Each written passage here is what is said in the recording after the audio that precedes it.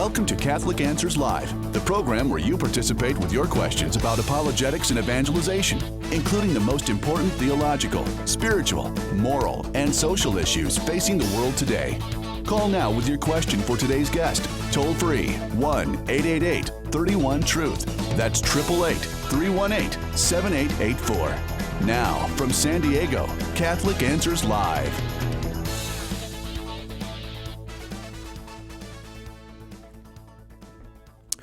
Hello and welcome to Catholic Answers Live. Thanks so much for being with us today. I am Cy Kellett, your host, and this hour we're discussing science. You're not one of those people who believes, the propaganda, I suppose, that the Catholic Church of the Middle Ages kind of kept the world mired in ignorance and superstition until modern science arose to restore people to reason. Are you one of those? Well, maybe you're one of those folks who doesn't believe that, and it is propaganda, but you would like the real story of the relationship between the Catholic Church and science. Please give us a call, 888-318-7884, 888-318-7884. Our topic this hour, are Catholics anti-science? Many people do, in fact, believe that. As a matter of fact, I would say it's probably one of the most common bits of propaganda in the world today. We hear this, it's even got a name, I suppose. It's called the conflict theory of science, which is that science is in conflict somehow with religion, and that religion almost always turns out to be Christianity, and in particular the Catholic. You know what? I'll hold off on that. I shouldn't say in particular the Catholic Church, because it is true that the primary place where people see that conflict is in the more fundamentalist churches that take a literal reading of the Bible, of every verse of the Bible, to be a requirement of a good Christian, and therefore they do in fact see a conflict between Genesis, the book of Genesis, and the theories of evolution. Other than that, however, there are very few areas of conflict, and for Catholics that is not a particular area of conflict, because in fact we are able to say, well, we read the passages of the Bible in different ways. Some passages of the Bible are just simply history. For example, the stories of the resurrection of Jesus, just simply straightforward history. Some are history that's told through images. The story of Adam and Eve, or the story of the two stories at the beginning of Genesis. They are in fact stories of real things that really happened. God did really create the earth. He really did create the sun and the moon, and he really did create us. But they are not scientific stories about how God did that. They are stories about that God did that, and that God saw that it was good, but they are not necessarily stories about how that was done. 888-318-7884 is the number. I will repeat once again, 888-318-7884. Are Catholics anti-science? That is our question for the day. Our guest this hour is Dr. Stacy Trasancos. Dr. Trasancos earned a bachelor's degree in science from East Texas State University, a doctorate in chemistry from Penn State University, and a master's degree in dogmatic theology from Holy Apostles College and Seminary. She's the author of Science Was Born of Christianity, the teaching of Father Stanley L. Jockey, and more recently of the book Particles of Faith, a Catholic guide to navigating science. She and her husband Jose have 7 children, and they just moved back to Texas. Dr. Stacy Trasancos, thank you for being with us today on Catholic Answers Live. Hi, thank you so much for having me back on. Are you settled there in Texas now? Yes, I'm settled. We're doing good. Everything is in, and I was so excited to do video today so I could show you my new office. Oh, and we're having video trouble today. I can't get my Skype to work. Well, it may not be your Skype. It could be our. Skype just doesn't. It's not perfect. Let's put it that way. It's not cooperating. No, yes. Sometimes it doesn't cooperate. So you chose the topic for today: are Catholics anti-science? And maybe you could say a little bit about why you chose that as our. We always talk about with you when we have you on, which is always wonderful. We always talk to you about science and faith, some aspect of it. Why particularly did you pick Are Catholics Anti-Science for today? Because I hear that, that's something you hear so often in the secular media And it's something that I find a lot of Catholics, it seems like, always defending. And I would like to see that change. I would like to see us move past defending that and into actually leading where science goes in the future. Especially after, so that was prompted by the March for Science that took place in Chicago back in April with Bill Nye the Science Guy. There were a whole lot of articles published, and it got a lot of media attention when he held that March for Science. And sort of the same old, tired, the religious people are against science, all of that bubbled back to the surface, and there was a lot of talk about it. And I would really like to just take a step back and look at that whole thing that was going on, because what I saw was, okay, Bill Nye the Science Guy maybe is irritating to some people, but he wasn't really saying anything that awful. If you just kind of, psychoanalyze what was going on, I actually see them sitting back on their haunches saying, kind of taking a defensive position, like we're the scientists and the public is against us and there's this anti-science agenda and we have to stand together and support science. And it was a call for people to stand up and make the scientific evidence heard. And it's not all that different from sometimes you hear Catholics talking about it. We're not anti-science, and we have to take a stand.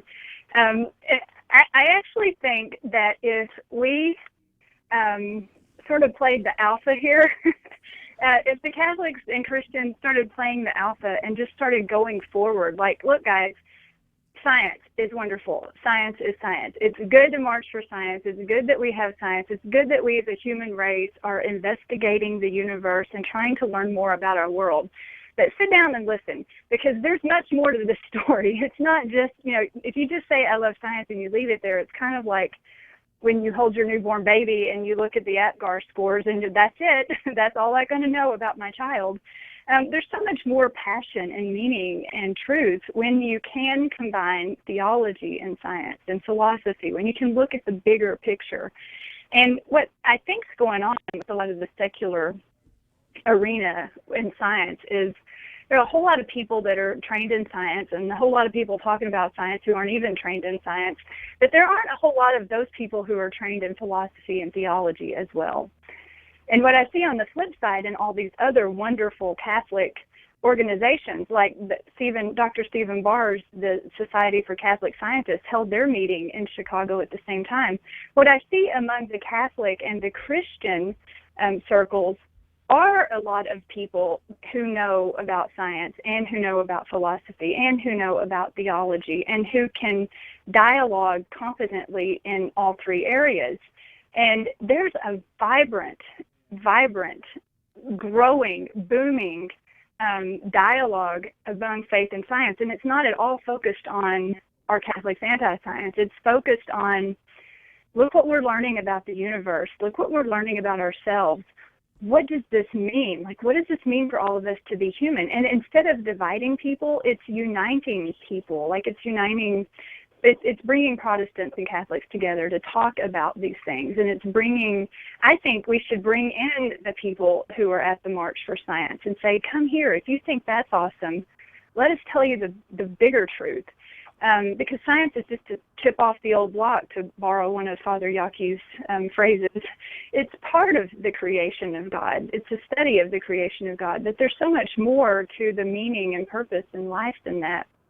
And my thing is to inspire young people to be those alpha leaders in the future. So that's what I wanted to talk about. 888-318-7884 is the number.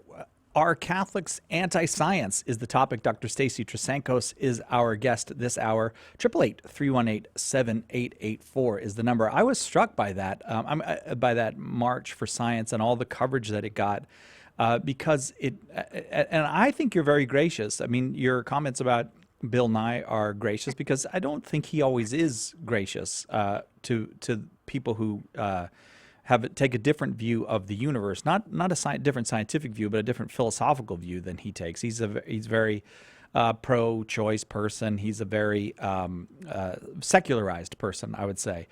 But when you see that march, there it seemed to me that there was just a tinge, and I wonder to see what you thought about this. Just a tinge of we're standing up for science because it's really the only way to know stuff. Yeah, and that's frustrating. But and he does get, I guess, ugly or antagonistic towards people of faith. But to me, that's just kind of like whatever. If somebody's being a bully, it's like whatever. I get it. You got to be like that. Be like that. Fine. I got better things to do. And when he says things like that, I mean, okay, maybe we're not going to talk to him. Maybe we are. But all the people that are listening to him, it's like we have such a much better story. We can say, when he's talking about the awe and wonder in the universe, I'm not talking about the pro-choice stuff and all that, but when he's talking about how wonderful it is to study the universe, we can say that too. It's just that he's got no reason to say why we want to study science, and he's got no reason for where we're going with science. All he's got is, let's march for science. But he doesn't know where he came from. He doesn't know where he's going with it all. And a Catholic does. A Catholic, sees the ontology and the teleology all in one big package. And we know this all came from God. We know it's all being held in existence by God, and we know that the point of life is to get to heaven. And so that really situates our love for science with a lot more meaning. So I would just like another voice to be out there. Like, I don't even care about refuting him sometimes. It's like, say what you're going to say. I don't care. People are going to listen, whatever. We see that we have a better story, and I would love for it to just be out there more and more and more, competing with this emptiness they talk about. Lots of calls stacking up. We got to take a quick break, and then we will get to those calls for Dr. Stacy Trasenkos. Our topic today, are Catholics anti-science? We'll be right back with more on Catholic Answers Live. Every question is important. Ask yours today on Catholic Answers Live. The Jewish Sabbath or the Christian Sunday? What exactly is the Lord's Day? This is Tim Staples, and I'll give you the facts you need to know in the next issue of Catholic Answers magazine. Want to be sure to get your copy? Subscribe right now to the best Catholic apologetics magazine anywhere by calling 888-291-8000 or going to Catholic.com. Jimmy Akin on evaluating claims in the papal rumor net, Carlo Broussard on the likelihood of miracles, plus a very special look back at the history of the modern apologetics movement by our founder, Karl Keating. Just a few of the articles you can look forward to in our next issue. Don't wait another moment to subscribe. Call 888-291-8000 or go to the shop at Catholic.com right now to get subscriptions for yourself and those you love. Share the faith. Defend the faith. Catholic Answers magazine, from Catholic Answers, the most trusted name in Catholic apologetics. We have a big problem. Our culture is dying, and souls are in danger of being lost. The answer is conversion to Jesus Christ in His church. St. Paul Street Evangelization is a Catholic organization, and we have hundreds of teams spreading the good news throughout the country. But we need your help. The harvest is great, but the laborers are few. Find out more and get involved today at streetevangelization.com. That's streetevangelization.com. The Catholic Answers Minute. I'm Father Vincent Serpa. In John 15:12, Jesus said to His disciples, "This is my commandment, love one another as I have loved you. No one has greater love than this, to lay down one's life for one's friends."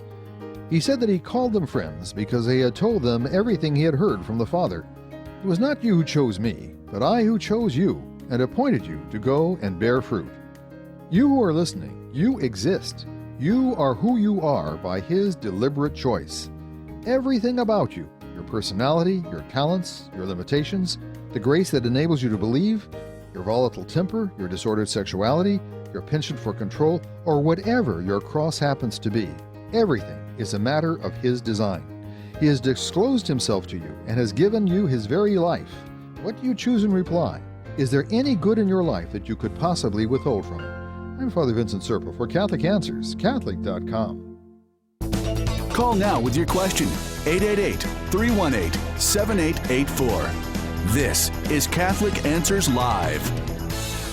Welcome back to Catholic Answers Live. We're talking science with our favorite scientist, Dr. Stacy Trasancos, here with us today. And our question for the day is, are Catholics anti-science? If you have questions about how faith and science, particularly the Catholic faith and science, go together, we'd love to take those calls. 888-318-7884. Stacy, as I was saying, that we have a lot of calls. Do you want to just dig right into them? You feel comfortable with that? Sure.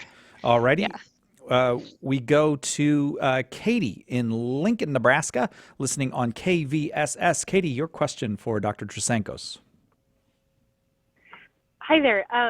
Just to let you know, I'm a high school chemistry teacher and a practicing Catholic, and have done a lot of study and tried to understand and am on board.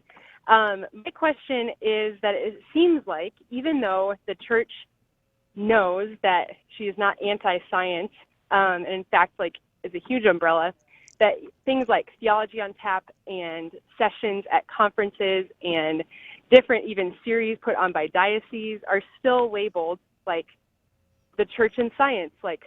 What about that? Or, something like that, still pits them against each other, as a tactic to get people there.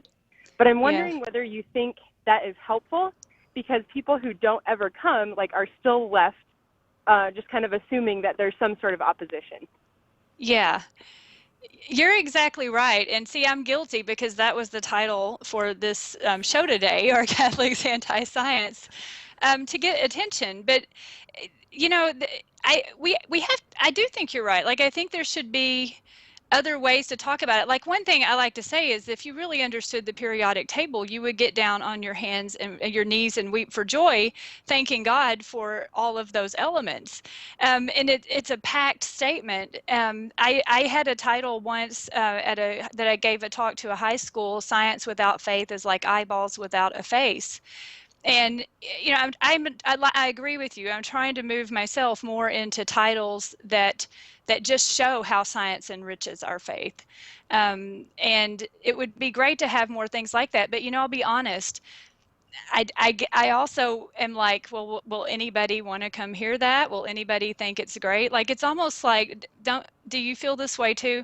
It's almost like I want to have a new chemistry class for all those adults who hate chemistry, because I just want to come here and sit down and let's look at this, thinking about the creed, and let's just look at how awesome it is that these electrons do the things that they do, and that we can predict how to make materials and technology so well just by understanding that. So I think that's a great idea that you said, that different titles. Katie, do you teach in a public school or a Catholic school? Oh, Katie, are you there with us? Yes, I am still there. Yes. You teach in a public school or a Catholic school? A public school. Oh, so you're not able to do that kind of setting the table for students. But do you find that students come in with a preconceived notion about where science fits and how science is supposed to work, as far as, maybe it being the only way that we can actually know things for sure and that kind of thing? Did I lose Katie? Okay, Stacy, I'm sorry, I think we lost Katie. So we'll go to Michelle in Salem, Oregon, watching on YouTube. Hi, Michelle. We got a lot of folks watching on YouTube and Facebook and Periscope, and we're happy when they call. Michelle, your question for Dr. Trasancos. Hi, thank you. I was just wondering what the Catholic perspective is on the possibility of extraterrestrial life, UFOs, and maybe all of the history we have on UFO chasers here in America. I think the Church is open to the possibility that could be discovered someday, and like the director of the Vatican Observatory, Brother Guy Consolmagno, he has a book, Would You Baptize an Alien? So I know there are people, scientists and theologians, who are already thinking about what do we do if life on other planets is discovered. So I think that's probably the best way to sum up the Church's position right now. If there's life on other planets ever discovered, we want to be ready and have thought about some of the questions about whether they're intelligent, whether there is intelligent life forms or not. As for all the UFO chasers, I don't know. I think it's best to leave that search for extraterrestrial life to the experts. But just as far as if there was ever discovered, there would be theologically a way to deal with it. Michelle, does that Okay, that's great. Yeah, I was just curious because I grew up Protestant, and I'm now becoming Catholic, and I find there's huge difference in thinking, and one of those things is science. I remember in youth group there was someone who said, no, there can't be, it's impossible for them to be because something about, and I don't remember what his reasoning was, but I just I felt like a lot of people, especially in high school, got turned away from the church of Christianity because there was this like hard line of you either believe in science or Christianity. You couldn't really have both, and that was one of those that for me I thought, no, I disagree. So it's really great to hear that there's a different view in the Catholic Church. Yeah, Michelle, I would say it goes the other way too, though, and I wonder if you experience this, Stacy, that there are people who are turned off from science by that, who will, when they're given the choice, they'll choose the church, and there are people who are but if you're given a choice, you got to pick one or the other. You're kind of forced into a situation. Is that where you felt, Michelle? I kind of was strong-headed and thought, well, I just disagree. I think there can be both, but I actually know quite a few people who they just totally reject Christianity because they feel like there's no way it blends because they haven't been exposed to Christians who think both ways. Yeah. Or who are open to both things, yeah. And there are a lot of Christians that think both ways. I mean, I'm involved in more and more projects every day to the point where I'm having to say no to things. But actually, with some Protestant groups, one at BioLogos contacted me last week, and even the American Academy for the Advancement of Science, AAAS, has a dialogue on science and religion that's headed up by a former senior astrophysicist at NASA from Harvard. And they're furthering this dialogue between faith and science. It's not pick one or the other. It's look how much more fuller we can consider things if you have both. I recommend Brother Guy Consolmagno's book, Would You Baptize an Alien? I think you would enjoy that in light of the question that you ask. And also maybe look at Stephen Barr's website for the Society of Catholic Scientists. He was telling me last week that he started this group last July, not even a year ago. He's already got 400 members. Wow. And it's limited to scientists, to actual scientists who are PhDs in the field. And they're hungry, that's his word. They are hungry to have a place to come together and talk because they don't want to just talk about science and they don't want to just talk about their faith. They want to talk about them both together. And that organization is going to grow. It's the Society for Catholic Scientists. It's online. You can read about the recent conference. There's a lot of people out there like that, though. Michelle, thanks very much for that thoughtful call. Can I suggest a book to you as well? Yeah, thank you. I don't remember the author, but it's called Particles of Faith, A Guide to Navigating Science. Oh, yeah. It's by Dr. Stacy Trasancos. You might pick that one up. It's very good. Michelle, thanks. It was great talking with you. Thank you very much for calling. 888-318. Oh, I'm sorry. Stacy, you were going to say something? Thank you to Michelle. Yeah, it's encouraging, but that is I think we have to admit that is a problem within our Christian community, the wider Christian community, and sometimes within the Catholic community itself, is forcing young people into a choice between science and their faith. Yeah, don't do that. I think that's just, like, I never thought that. I came to Catholicism as a scientist. I mean, science pointed me there, and I really didn't get this pick one or the other, but I've started to get my head around it because I've started to listen to people and hear people talk. All I can say is don't do that. Don't teach kids that. Let's stop right now. 888-318-7884 is the number. Catholic Answers Live is the program, and our topic today, are Catholics anti-science?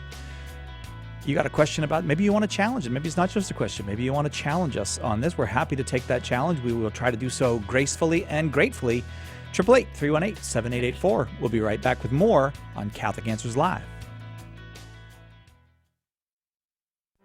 What's stopping you from becoming a Catholic? Why can't women become priests? I don't understand why I have to earn salvation. How is it possible that God created everything? Why do I need to confess my sins to a priest? Why is the Catholic Church so unwilling to recognize? The Catholic Church is too rich. Catholics worship Mary and are committed. As far as I'm concerned, all religions are equal. You are called to communion with Dr. David Anders. Tonight, 11 p.m. Eastern on the EWTN Global Catholic Radio Network. This is apologist Tim Staples, and I'm here to tell you about a truly unique resource just out from Catholic Answers Press. In Scripture, Jesus answered his critics again and again by using their own words against them, showing how even the enemies of the faith admitted crucial facts that undermined their own position. And it's been that way through the ages. It's proved impossible for those out to destroy the faith to mount their attacks without tripping themselves up and inadvertently testifying to the truth of what they're trying to destroy. In his new book, Hostile Witnesses, How the Historic Enemies of the Church Prove Christianity, best-selling author Gary Machuda looks at dozens of Christianity's most notorious foes from biblical times through the 20th century and draws from their antagonistic words and deeds surprising testimony to gospel truths.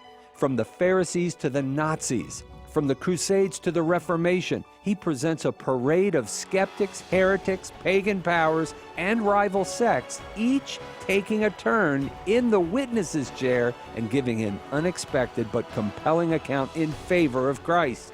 If you love apologetics, you need to order your copy of Hostile Witnesses today by calling 1-888-291-8000. That's 888-291-8000, or by visiting the shop at Catholic.com or asking for it at a Catholic bookstore in your area.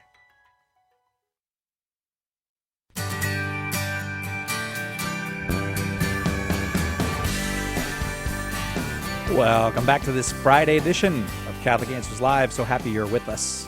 We always try to save some really good stuff for Friday. So this Friday we got Carlo Broussard coming in second hour. What are the obstacles to you becoming a Catholic? What's keeping you from joining the Catholic Church, becoming a brother and sister with us in the Catholic faith? Carlo's great on that. And you know what? The nice thing about Carlo, too, he's fired up. He's always fired up on Fridays. He carries us right to the end of the week, all fired up. This hour, we're having a great conversation, got lots of calls. We're going to get to them very quickly here. Dr. Stacy Trasancos, our favorite scientist. That's my new title for you. Our favorite scientist, chemist and theologian and philosopher and teacher and mother and rodeo participant as well. As a matter of fact, I don't know if I was supposed to say this, but you were just saying to me at the break that you might go to the rodeo tonight. And yep, I might go. I have my hat right here. Oh, you are ready? I have it ready. Yeah, it's right up the road. And you're not the clown, though. No, you're not the rodeo. That's a tough job, isn't it? Rodeo clown? Yeah, it's a tough guy. I did at the last rodeo get out there and chase a cow though, and Yeah. it had a ribbon with $200 on its head. I almost got it. Then we never would have heard from you again. You'd be like, I'm in the money. I don't have to do that Catholic Answers gig. All right, loads of calls. So how about we go back to them? Okay. Anthony in Sacramento, California, listening on Immaculate Heart Radio. Your question for Dr. Stacy Trasancos. Yeah, I get a lot of flack for believing in the possibility of evolution. What's the church's stance on that? And I see a lot of evidence for it, but every time, people say, "Oh, there's no evidence for it," blah blah blah, yada yada yada. But go ahead. Yeah, there's a lot of evidence for evolution. And evolution is undeniable these days. There's so much evidence from different angles, like not just the fossil record, but radiometric dating and the genetic clock, and just reasoning through it, like how did the diversity of species we have today come to be? And evolutionary theory is a very strong theory. I don't ever use the words "I believe in it." I just say it like that. It's a theory with a lot of support, a lot of evidence. It makes sense. The current cutting edge research on evolutionary theory is not throwing that to the side like genetic drift and mutation. It's adding to it. it's adding to Darwinian evolution. So, okay, Darwinian evolution doesn't explain everything. There's more to it. There's a Catholic working on it. I've got so many tabs open on my screen.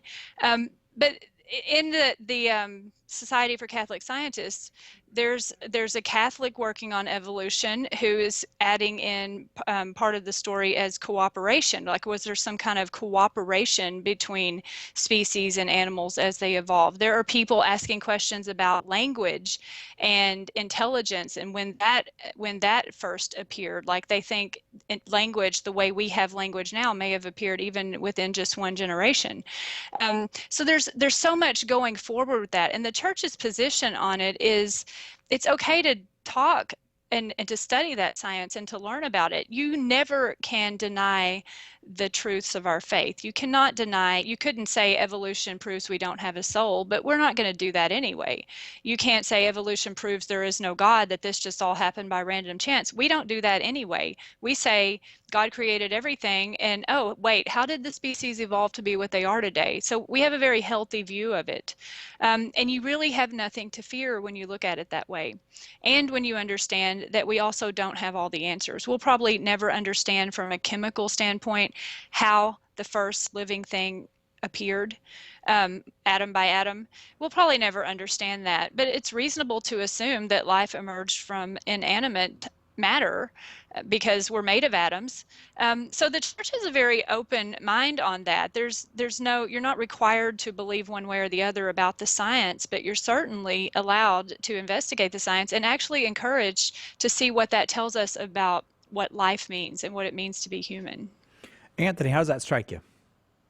That was an awesome answer. I want to point a lot of people back to this podcast the next time they give me grief on it. But I got to tell you, I believe you're in the minority, or we're in the minority as far as having that kind of mindset on it. But no, that was great. Maybe you are now my favorite scientist also. All right. All right. So you're just building up fans, Stacy. Thanks, Anthony, for that call. And if you want to send somebody to listen to the show, you can just go to Catholic.com. They're all archived there very quickly at Catholic.com. And we also stream on Facebook Live, YouTube Live, and Periscope, and they archive them, so you can usually get them pretty quick there as well. We go now to Michelle in New Orleans, listening on Catholic Community Radio. Michelle, your question for Dr. Stacy Trasancos. Hi. Hi, Michelle. My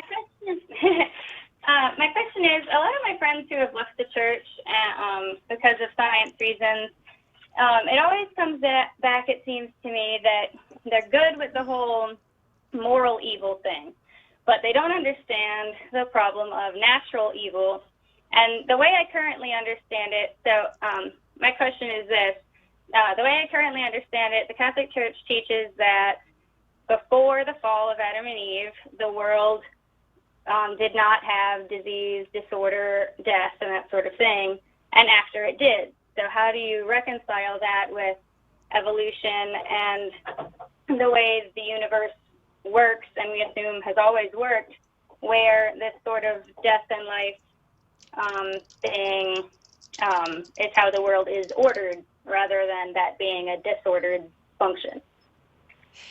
Yeah, there's an answer for that, actually, because I have children and they want to know things like that, and you have to have good answers to give them. The death of things that aren't human, it's okay to accept that those things naturally died. St. Thomas Aquinas even covers this. There's a natural death because death is natural for dinosaurs or cats or whatever other animals there ever were.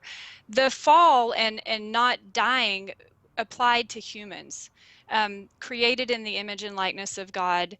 And we were, when Adam and Eve were created in the grace, they were not going to die. But then the fall was applying to humans. Okay, it didn't mean that nothing before them ever died, or that maybe there were dinosaurs and they never died, or bacteria never died, or other animals never died. It was specifically to humans, and that's actually covered like in in older theological documents too. Like if I look up in Ludwig Ott's Fundamentals of Catholic Dogma, because he lists those things and he goes through those questions and lists who's talked about it.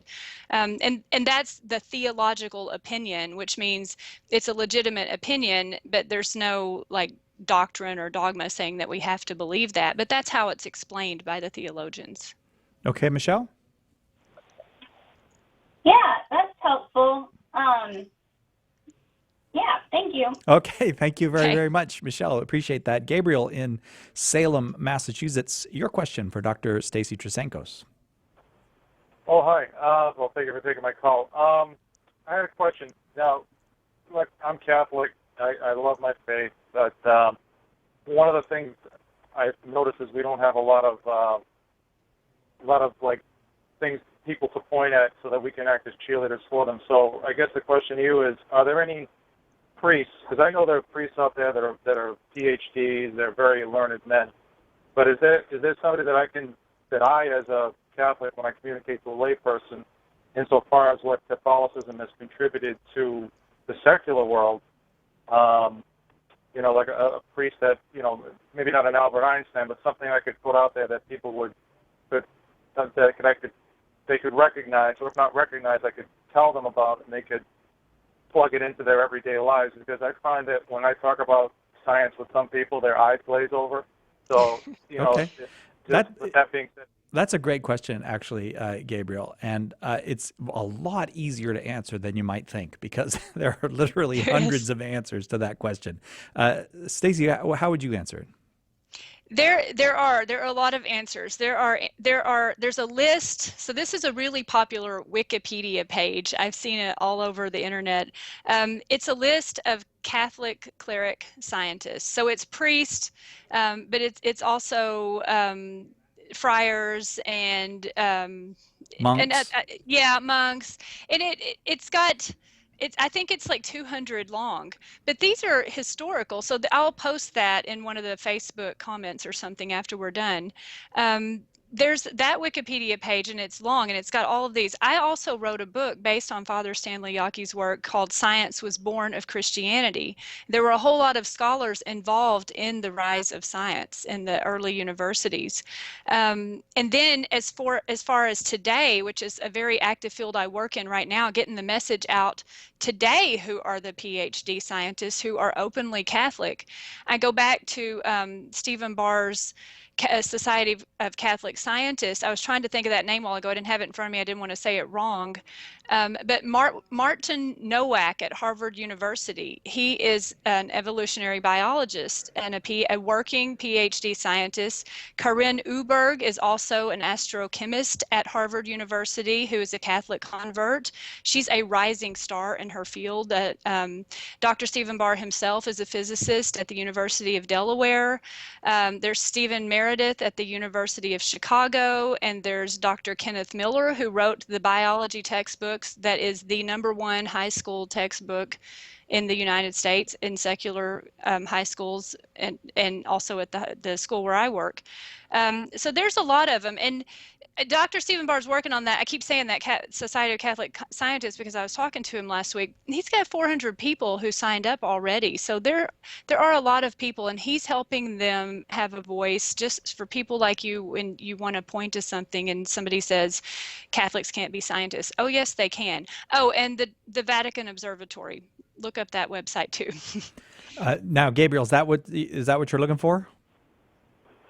Yeah, it's just because what I find is if you in the backyard barbecue, you're talking about yourself, and you just say Catholicism. There's this whole mindset of what a Catholic is and what they're supposed to be. But when I bring up little interesting tidbits, this will be another thing that I can add to my arsenal and hopefully get people on board. Can I ask you, Stacy, while we have Gabriel, about two figures in the history of science? Yeah. First being Gregor Mendel, because I think if someone says, "Oh, there's no great Catholic scientists," I mean, what about Gregor Mendel? Yeah, Gregor Mendel, I have it pulled up here. Let's see. So genetics, he's the one that was doing the pea plant experiments and came up understanding how genes and traits could be passed on. So he was studying that, and he's considered I don't want to say it if it's not right, the father of modern Gregor Mendel. Yeah, Augustinian monk and father of genetics. I didn't want to say that without actually reading it. He's considered the father of genetics. I mean, think about that, how enormous that is. And also Father Georges Lemaitre, who is the person who came up with the idea that we now call the Big Bang, that everything evolved from, talk about evolution, that everything evolved from this primeval atom, and that matter began evolving from that to the universe that we have today. And that's the prevailing cosmological theory to explain how the universe began. Those are just two, and there are a whole lot more. I mean, even in the Middle Ages, when I was, there's a little known Catholic priest. I say little known because I just find that most people don't know about it. Father Jean Buridan, who was a rector at the University of Paris, he came up with this impetus theory that it's not in textbooks, but I always tell my students about it. He came up with an impetus theory, which was the precursor to Newtonian mechanics.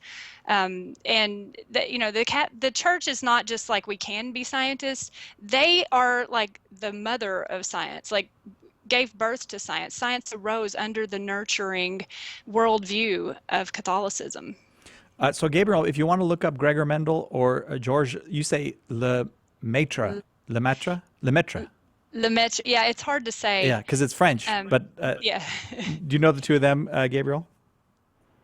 Yes, no, this is incredible. I'm really glad that you guys brought this up as a subject because it's so important nowadays. And like I said, it kind of, I don't want to say it humanizes the whole Catholic faith, but it makes it maybe a little more accessible to people who don't believe. So thank you so much. I appreciate it. Thanks, Gabriel. Thanks very much for that call. More calls to come, but we got to take a quick break on Catholic Answers Live. Stacy Trasenkos is our guest this hour. Our Catholics Anti-Science is our question for the hour. 888-318-7884 is the number. We'll be right back with more on Catholic Answers Live. Hello, this is Archbishop Alexander Sample of the Archdiocese of Portland in Oregon. Keep that dial right here on Catholic Answers Live.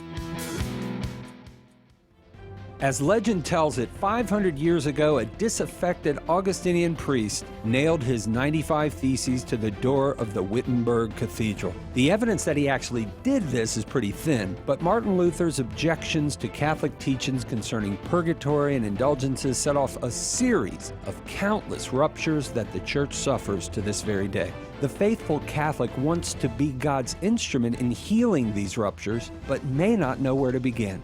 Join us this September 28th to 30th as we tackle the topic at Catholic Answers' 4th National Apologetics Conference, the reunion of all Christians, a lively and inspiring conference designed to ignite and inform your faith. We've got an all-star lineup of speakers guaranteed to fire you up. Catholic historian Steve Weidenkopf, apologist Mark Brumley, apologist Devin Rose, plus all of your favorite Catholic Answers apologists. This is an event you don't want to miss. This is where it all begins. Join us this September for a conference that is sure to leave you wanting more. Seats are still available, but they're going fast. Visit CatholicAnswersConference.com or call 1-888-291-8000 today to register. That's CatholicAnswersConference.com.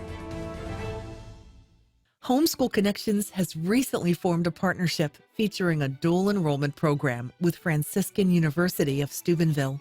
Our website is homeschoolconnections.com. We are a proud sponsor of Catholic Answers Live. Wouldn't it be great to have a book to give to anyone to explain exactly why Catholics believe what we believe? The good news is that now there is. Why We're Catholic is the groundbreaking new resource by apologist Trent Horn, that one book you can hand to anyone as a starting point for helping them find their way into or back to the practice of the Catholic faith. Don't miss out on the most important, life-changing book to come along in years. Order your copies of Why We're Catholic today by calling 1-888-291-8000, visiting the shop at Catholic.com, or asking for it at a good Catholic bookstore near you. Call now with your question. 888-318-7884. This is Catholic Answers Live. Welcome back to Catholic Answers Live. Our Catholics Anti-Science, Dr. Stacy Trasanko is our guest this hour. Tons and tons of calls. I was just saying to Stacy that we could easily do 2 hours on this. We're never going to get to all these calls, so I'm going to just kind of move through them quickly here for this last segment. Dr. Trasankos, we go now to Jerry in Cleveland, Ohio, listening on The Rock. Jerry, your question for Dr. Trasankos. Hi, I'm so glad I got through. Well, mine's kind of a question that goes along with my comment. My question is, how can people not really understand when human life begins? I'm 65 years old. I went to Catholic grade school. I learned in grade school that human life begins at the moment of conception. Fast forward to the 70s and women's lib, and we are hearing people in the media who are, for the most part, very intelligent people saying things like, well, we really don't know when human life begins. Right. And I'm thinking, wait a minute, this is science. I learned this in grade school. Right. And also in Catholic high school, there was a question in biology class. We had a nun who taught that class. She got a question about evolution, and is this contrary to Catholic teaching? And she said no. Catholicism and evolution go hand in hand. And people don't seem to understand either that God created science. Exactly. Well, he created nature.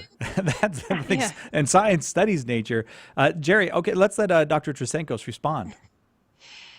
Yeah, I mean, of course, science says life begins at fertilization. I mean, there's no other answer that makes sense for that. I mean, I always point out to people, nobody argues about the beginning of life for spiders or monkeys or frogs.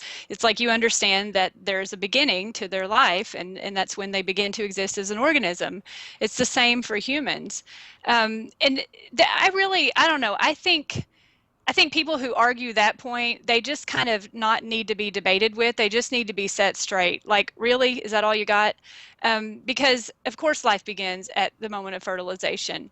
And we call that conception. And I actually sometimes tell people also, I use that as an opportunity to say, conception is a faith and science word, okay? It's not really a scientific word, but that's okay. I'm not afraid to say that it's a unity of faith and science, because my faith tells me that as human beings, we have infinite worth and moral worth, and that we've got to take that hard stand that all of us humans have that worth. We all have the dignity of life that God gave us. And, oh, by the way, the zygote is the youngest among us, and tie it together with both the science and that. And what we have going, so yes, it is. Science does support that. The people who say it doesn't, I, just kind of tell them, you're being ridiculous.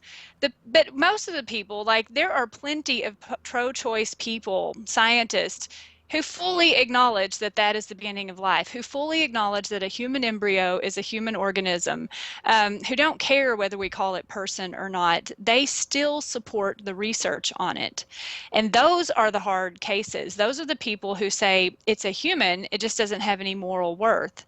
And the thing that's going on right now, though, I did an interview with a science writer at PBS about a month ago, because she was investigating this 14-day rule, which is sort of the current issue of our time.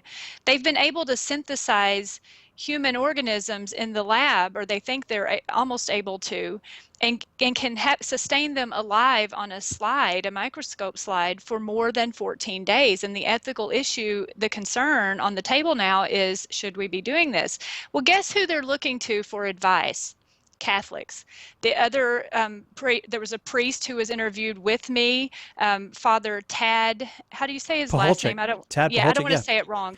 He was also interviewed, and they're asking Catholics, wait, why do you say what you say? They're listening now, because the scientist doing this, his name is Briven Liu. He himself is saying there's something beautiful and mesmerizing here that I see in my research. This is one of the toughest decisions of my life. I might have to pull the plug on this project. So there's people are listening to us. Jerry, thank you very, very much for that call. And it never hurts to repeat this. There is no scientific question about this. It's 100 years that we have known this, how the beginning of an organism happens. It's not a scientific question. Let's go to John in Indianapolis, Indiana, listening on 89.1 FM. John, your question for Dr. Trasancos.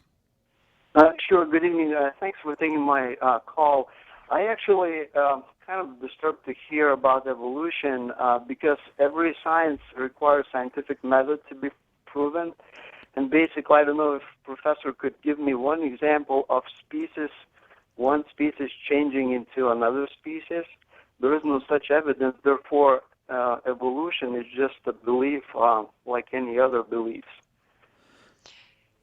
Okay.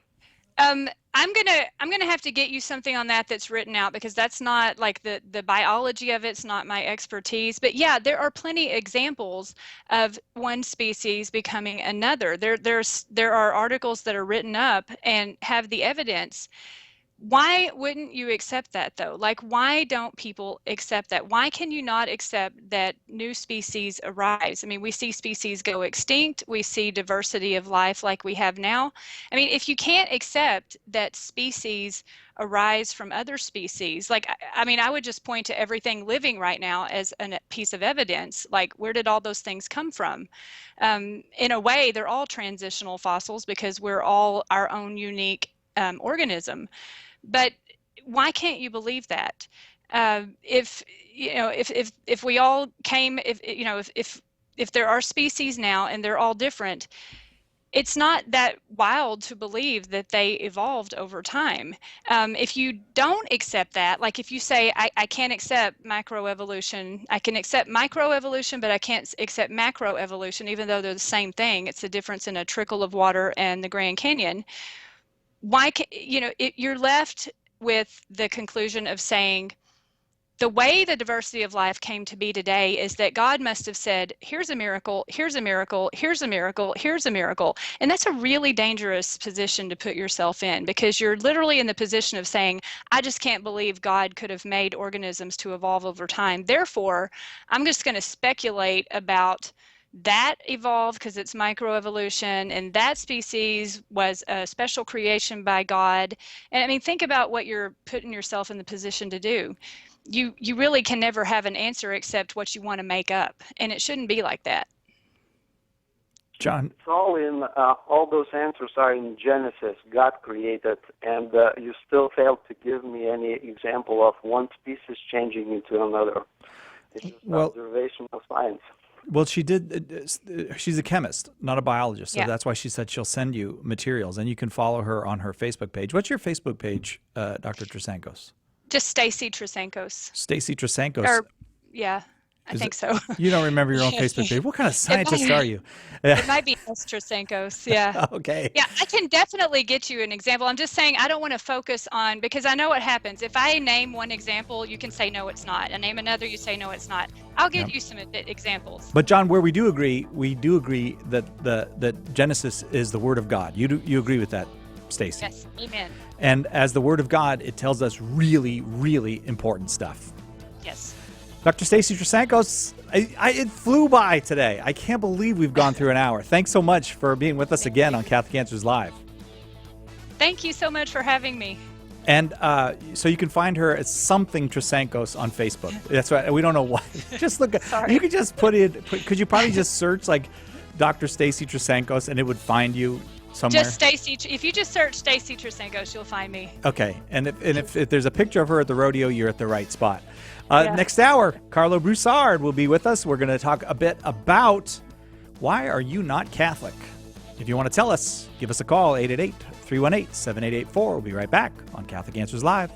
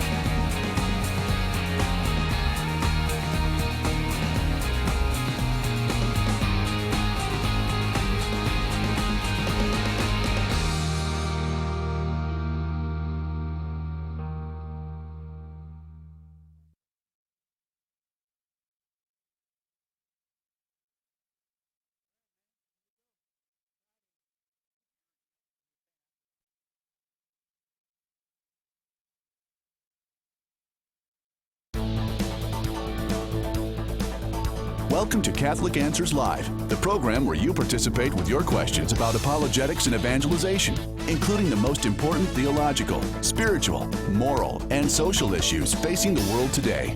Call now with your question for today's guest. Toll free 1-888-31-TRUTH. That's 888-318-7884. Now, from San Diego, Catholic Answers Live. Welcome back for our second hour of Catholic Answers Live today. Do you have some obstacles to Catholicism you need to overcome? That's our topic for today, overcoming obstacles to Catholicism.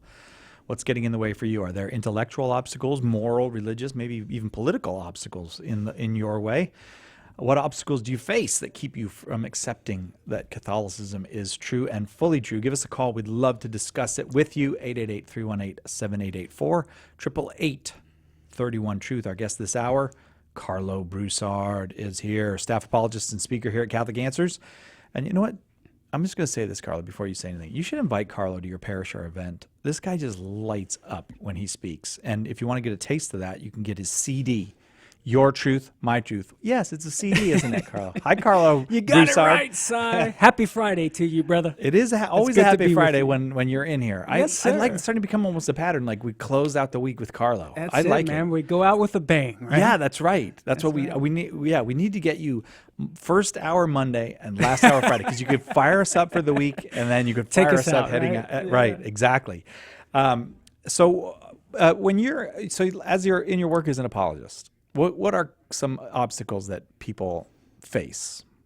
Yeah, well, it pretty much all depends on whether or not they are an atheist / agnostic, or whether they're a Protestant, or whether they're a fallen away Catholic, right? So, I mean, obviously, if they're an atheist / agnostic, of course they're going to have some problems with our belief in God, right? And acknowledging God's existence.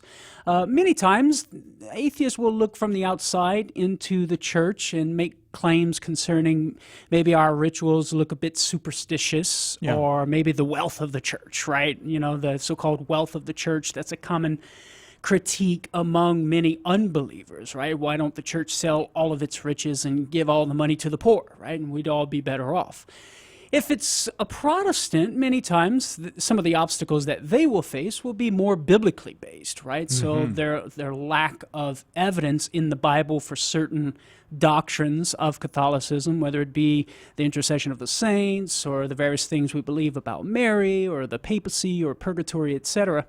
And many times, for example, fallen away Catholics, right? A lot of times the obstacles for those folks is some sort of scandal. Oh, yeah. That was involved either with them personally, whether, they were abused or something bad happened to them. Maybe a priest was having a bad day and he said something mean to him and they left, right? Right. Or just in general, the scandal of, the sexual scandal in the past of our priest failing in their leadership roles and abusing others sexually and the cover-up, etc.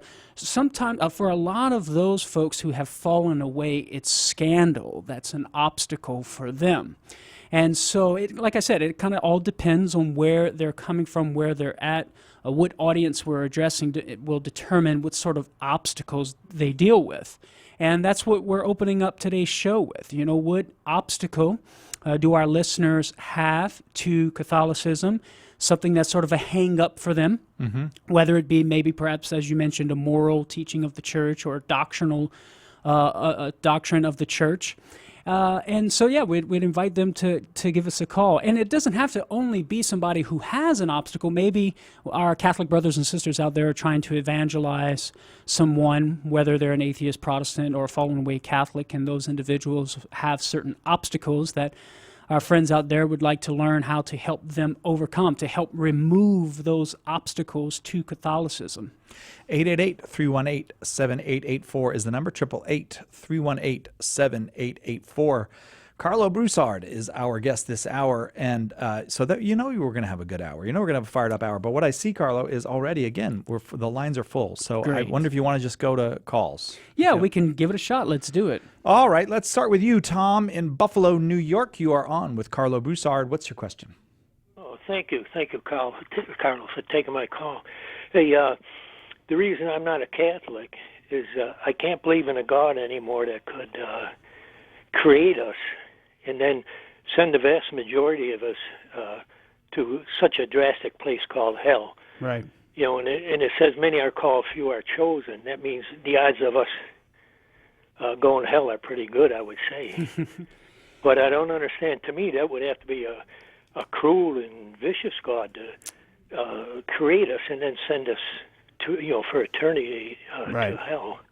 Yeah, Tom, I understand where you're coming from, brother. It would seem on the surface that we have a God who sends people to hell, and on the surface that seems to be incompatible with an all-good God. But Tom, let me ask you this. Maybe we can start the discussion by me asking you a question. Are you married, Tom?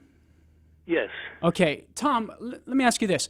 Would it be contrary to your goodness?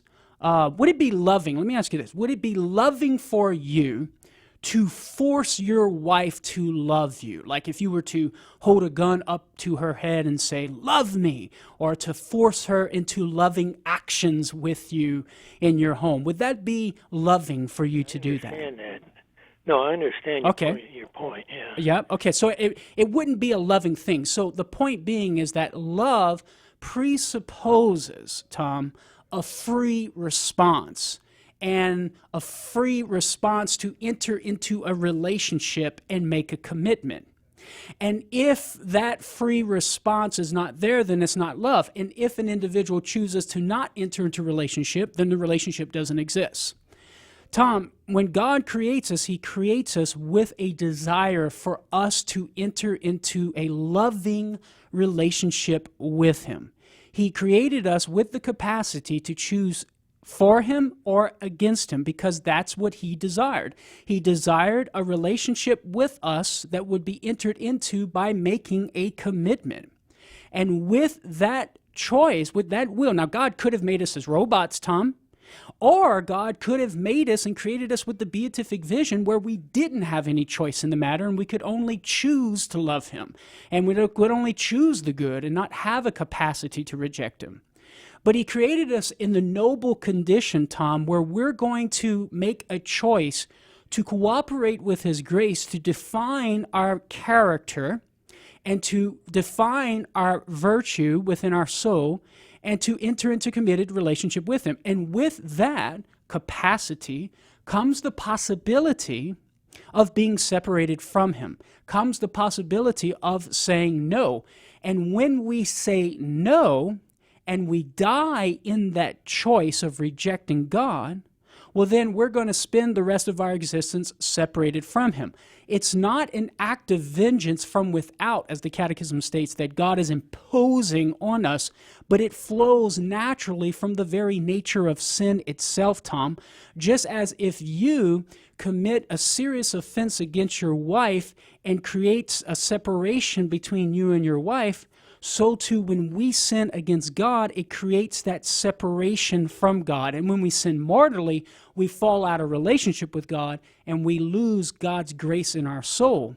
And if we die in that separation from God, due to the nature of choice that we make at the end of death, we will spend the rest of our existence separated from him, which is compatible with his goodness, Tom, precisely because God is allowing us to function like he created us to function, namely as human beings with freedom, with the capacity to choose him or to reject him. And if we choose to reject him, well, then he's not going to coerce us or force us into a loving relationship with him, but he will respect our choice, and consequently, we will remain for an eternity without him and thus experience the misery and the torment with not being because we're not united with him. And all of that fits, Tom, within the framework of love and a loving relationship. And God being love, he's going to allow us to exercise the capacities that he created us with, namely to choose him or reject him. And if we reject him, he will honor that choice we make for the rest of our existence. Well, can I say something? Yes. When Now, I understand that. That's free will. But why does he have to punish us like that? Like I say, he created us. I didn't ask to be created, or no one did. Sure.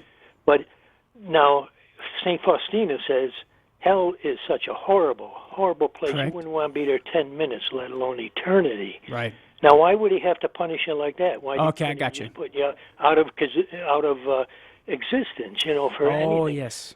Yes, so what are some alternatives to hell? Well, I think, Tom, the key is seeing the gravity of the offense. See, on this side of the veil, Tom, we have a hard time understanding and seeing God's majesty and just how serious and grave a mortal sin is when we reject God.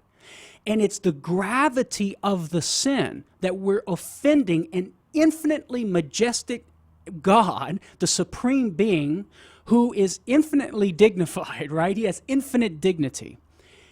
And when we reject him, it is the gravity of that rejection, of that sin, that merits the intense punishment of hell. And if God were to annihilate us, Tom, that wouldn't be a good alternative because justice would not be served. And the only thing that fits the bill of the gravity of the offense against God is an everlasting existence separated from God. So it's a matter of God's justice because of the gravity of the offense that we merit an everlasting existence separated from him. I mean, think of it like this, Tom. If I hit the President of the United States, that's a graver offense than getting in a bar brawl with some civilian at the local bar or something, right? The greater the offense, the greater the punishment. This is known as the principle of proportionality. Since God is infinitely great, the supreme being, to commit a mortal sin and to reject him definitively merits the most intense form of punishment in order to satisfy justice. And everlasting existence apart from him, which is the essence of hell, fits that bill. Tom, we got to take a break. Thank you for those questions. I hope that was helpful. We'll be right back with more on obstacles to Catholicism when we come back with Carlo Broussard on Catholic Answers Live. Don't you just love listening to Carlo Broussard? Did you know you can book Carlo or any of our other great speakers to speak at your parish or special event? Contact one of our seminar coordinators through the Speakers Bureau section on Catholic.com today to find out more information. Wouldn't it be great to have a book to give to anyone to explain exactly why Catholics believe what we believe? The good news is that now there is. Why We're Catholic is the groundbreaking new resource by apologist Trent Horn, that one book you can hand to anyone as a starting point for helping them find their way into or back to the practice of the Catholic faith. Don't miss out on the most important, life-changing book to come along in years. Order your copies of Why We're Catholic today by calling 1-888-291-8000, visiting the shop at Catholic.com, or asking for it at a good Catholic bookstore near you. It may be true for you, but not for me. How often have you heard this during a discussion with friends or family? Whether talking about faith, morality, politics, or just the basic notion of truth, so many people are captive to the notion of relativism, the belief that reality is something we decide. In his new audio presentation, Your Truth, My Truth, apologist Carlo Broussard breaks down this intellectual cancer, looking at the different kinds of relativism we regularly encounter and demonstrating how, ultimately, they collapse under the weight of their own incoherence. More importantly, Carlo makes a powerful case for the existence of objective truth, showing you how to explain to others that right and wrong are both real and universal, because it was designed that way by God. Order your copy of Your Truth, My Truth by calling 1-888-291-8000, logging on to the shop at Catholic.com, or asking for it at a good Catholic bookstore near you. Do you want to end abortion, halt the attack on traditional marriage, and ensure religious freedom for ourselves and for our grandchildren? To do this, we must convert the culture. St. Paul Street Evangelization is a grassroots initiative that recognizes this need and takes it to the streets. If you're interested in peacefully sharing the gospel in your area, visit streetevangelization.com to learn more. Call now with your question. 888-318-7884. This is Catholic Answers Live. Welcome back to Catholic Answers Live. Carlo Broussard is our guest. Overcoming obstacles to Catholicism is our topic this hour. 888-318-7884 is the number. And before, I just want to mention that, Trent's book is out this week. Yes. And maybe if you have obstacles, this was a good book to get. Amen. Why We're Catholic, Our Reasons for Faith, Hope, and Love, Trent Horn's new book. And he wrote it in a very direct, non-confrontational style, and it's meant to be given away as well. So you can get Why We're Catholic, Overcoming Obstacles. No. Tell me the subtitle. I got Why We're Catholic, Our Reasons for Faith, Hope, and Love. Yeah, sorry, Trent. I don't know what I was doing there, Trent. You can purchase it by you get a single copy for $10 this week only. 888-291-8000, 888-291-8000 if you want to do it that way. You can also go to our online shop. But the really cool deal is you might have lots of people you want to give this book out to, because it's that kind of book. It's meant to be an evangelizing kind of book. And you can get 20 copies for just $60. That's only $3 a copy. It's also available now as an ebook for only $3.99. Just go to cents. I said 99 cents. Excuse me. You were talking to Stacy too long. If you're listening, Stacy, God bless you. You and Stacy. That Texan accent. She said that somebody in Texas said to her the other day, "Where'd you get that accent?" And she has a Texas accent. But maybe it's because she lived in New York for too long. I don't know. Just go to Catholic.com and go to the shop there, and you can get however you want to get it. Get Why We're Catholics from Trent Horn. Yeah, just to give you a sense of the variety of topics that he addresses in this book. I mean, like, for example, part 1, he talks about truth and God. Then part 2, Jesus and the Bible. So you got basic philosophical apologetics, basic Christian apologetics. Part 3 talks about the church and the sacraments. Part 4, the saints and sinners. And then part 5, morality. So he covers a wide variety of topics to equip you in your evangelistic endeavors in order to share the truth with folks. Amen to that. So there you go. Why We're Catholic. Let's want to go to some more questions there, Trent. You ready for those? Carlo? I said, what is up with me? I am not Trent Horn. It's Friday. It's Friday, man. Let's do it, Si. Well, you know what we should have? We should call Trent and see who gives the better answer to the following question. No. He would. No, he won't. Kyle in Oklahoma, listening on 97.3 FM, listening to EWTN there. Kyle, your question for Carlo Broussard. Hi, guys. Thanks for taking my call. I have an issue that I'm kind of struggling with. Just to start off, I'll give you a little bit of a background about me. I was brought up in a Baptist church, currently go to a Baptist church. I was out of church for a number of years and have been back in a Baptist church. I've been studying Catholicism for, several months, and I don't there's something in my heart that just draws me to it. I feel like there's a lot of truth there. Beautiful. But my issue is I'm married to a wonderful woman. We have a fantastic marriage. I've brought this subject up to her, and the thought of me becoming a Catholic, I think, really worries her. Right. Just because has a very strong, she's been a follower of Christ for her whole life and has a very strong relationship. But she also was brought up in the same, Protestant background. Right. So I think the Catholic, the idea of me being like, she definitely shies away from it. Right. And so I was just hoping you guys maybe had some insight to help me out. If I get to a point where I really feel like this is where God is calling me to be, how I can maybe bridge the gap with her. Yeah. Kyle, first of all, blessed be God. Praise God that, you're responding to God's grace in leading you toward the beauty and the truth of Catholicism. And my first thought, Kyle, is I want to affirm you in that pursuit and to continue in that pursuit of coming to know the truth of Catholicism, studying, following those movements of grace. Something that you don't have to rush into it. You don't have to rush into it. You can take your time with it, and take your time with your wife in that journey as well. The second thought that comes to mind, in no way do you want to allow your wife's reluctance to keep you from becoming Catholic. You want to continue on that journey.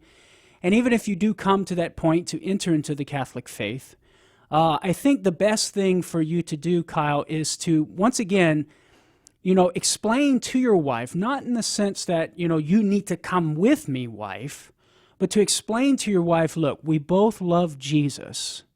And to be honest with her, that you are coming to see the Catholic Church as the gift that Jesus Christ has given us, with the fullness of truth and grace and life, etc. And it's because of your love of Jesus that you want to enter into the Catholic Church. And if you share that with your wife in that way, being a lover of Jesus herself, she can at least see that your motives are pure and that you're doing it for the right reasons. You love Jesus, you're seeing the church to be you're seeing the Catholic Church to be the church established by Jesus, as therefore you want to enter into the Catholic Church. And assure her in your conversations that you are in no way trying to pressure her into making the same decision that you're making. Obviously, you would let her know that if you ever do decide and you ever want to follow me into the church, I will be here to help you.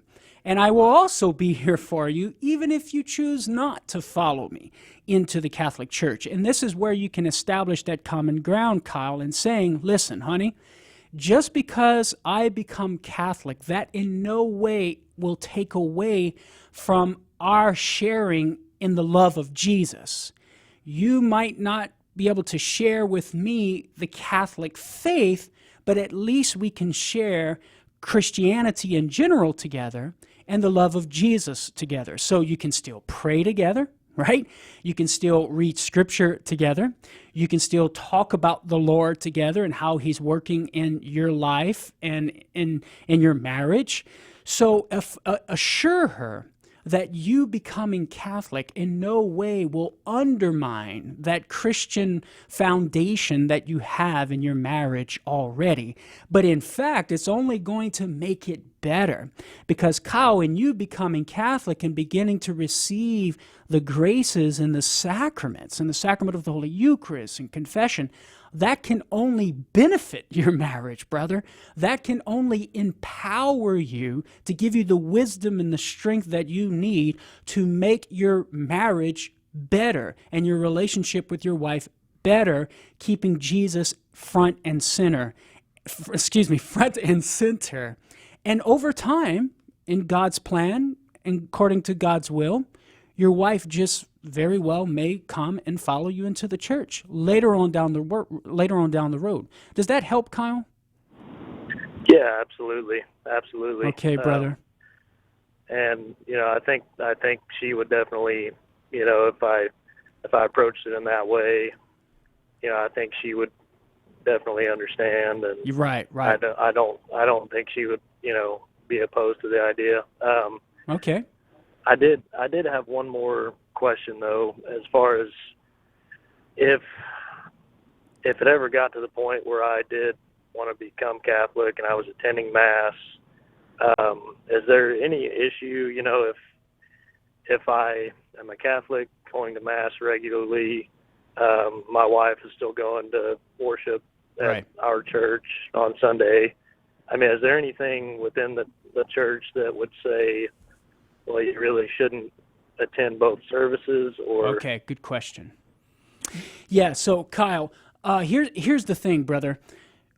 When you become Catholic, you would be required and obliged to attend Mass every Sunday to fulfill what we call your Sunday obligation, right? So that would be a requirement. You could never, you could never not go to Mass on Sunday, right? You need to go to Mass on Sunday, of course, unless you're sick and all of the other conditions or the exceptions apply. And now, with regard to going to her church service, there's nothing to stop you. There's nothing that says you can't go to a non-Catholic Christian worship service.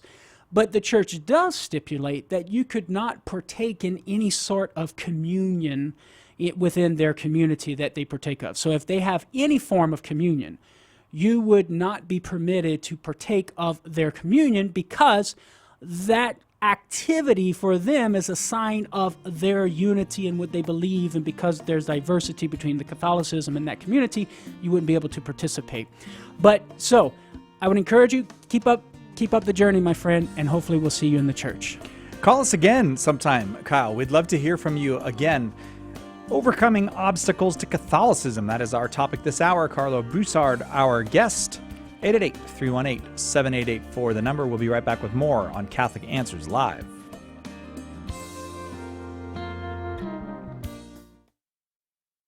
You're listening to Catholic Answers Live.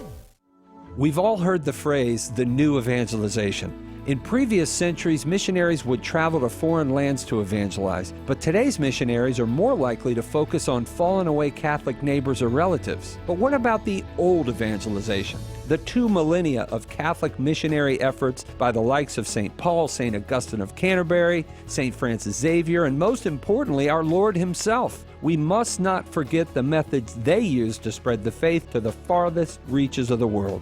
Our situation may be new, but the essentials of evangelization always remain the same. In his new book, The Old Evangelization, How to Spread the Faith Like Jesus Did, author Eric Sammons provides a practical guide to putting these essentials into practice in everyday use in your interactions with family, friends, co-workers, and even fellow parishioners. Order your copy of The Old Evangelization today by calling 1-888-291-8000, logging on to the shop at Catholic.com, or asking for it at a good Catholic bookstore near you. In Navigating the Tiber, how to help your friends and family journey towards the Catholic faith, Devin Rose draws from his own experience as a convert and Catholic apologist to help you guide your Protestant friends and family members on that harrowing river voyage. Not only does he equip you with the knowledge from Scripture, the early church, and Christian history, he shows you how to deal with the common aspects of a convert's journey.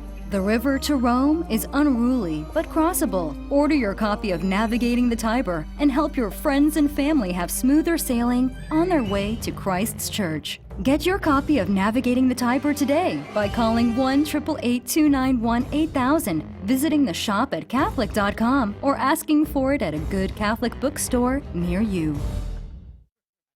This weekend on EWTN Radio, Call Me Catholic provides lively conversation about the blessings and challenges of a Catholic identity in the modern world.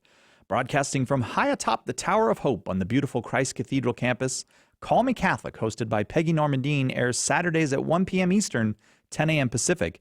And after Catholic Answers Live today on Father Spitzer's Universe, Doug Keck and Father Robert Spitzer discuss mysticism in the Catholic tradition right here on the EWTN Global Catholic Radio Network.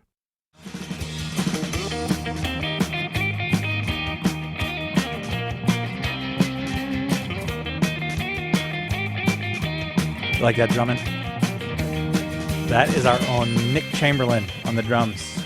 Woohoo! Yeah, it's Nick in there running the board every day, and at night he puts on his Batman costume and he drums for Nick Check in the Dead Century. Welcome back to Catholic Answers Live. I should mention, Carlo and I will be here after the show for those of you on Facebook Live, YouTube Live, or Periscope. We'll continue with our usual Friday afternoon nonsense, I suppose is the way to say it. We'd love to have you around. There's your name. There's your new name, right? Catholic Answers Nonsense. We still, Carlo, a ton of questions on obstacles to Catholicism. Yes. So I want to keep moving that way. Sarah in North Hollywood, California, listening on Immaculate Radio, your question for Carlo Broussard. Hi. Yeah, my question is, let's see.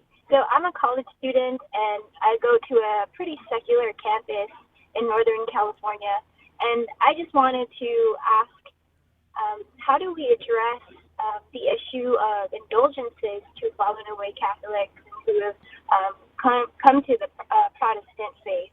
Right. How do I address that?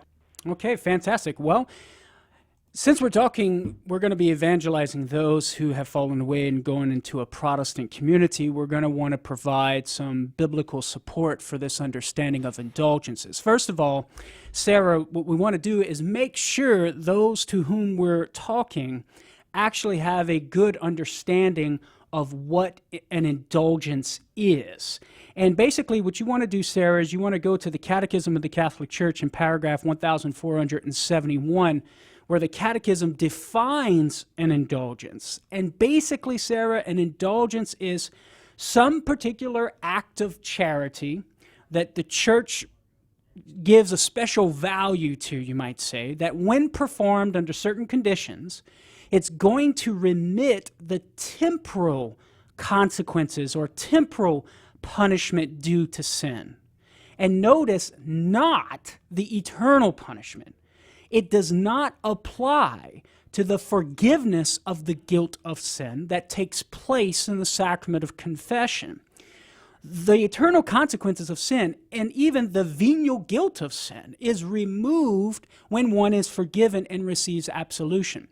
Indulgences come into play only with regard to the temporal consequences due for sin, namely the remission of those temporal consequences. And Sarah, the biblical principle here is that in Scripture we have a plethora of examples that indicate to us that when we enter into relationship with Jesus Christ, we're not yet perfected. We're on a journey. So even though we're forgiven of sin, we come into right relationship with Jesus, there's still a process of sanctification or perfection that is needed. For example, in Philippians 1:6, St. Paul writes, "I am sure that he who began a good work in you will bring it to completion at the day of Jesus Christ." So notice, Sarah, Christ began the good work of salvation and sanctification in the soul, but then will bring it to completion, implying it's not complete yet.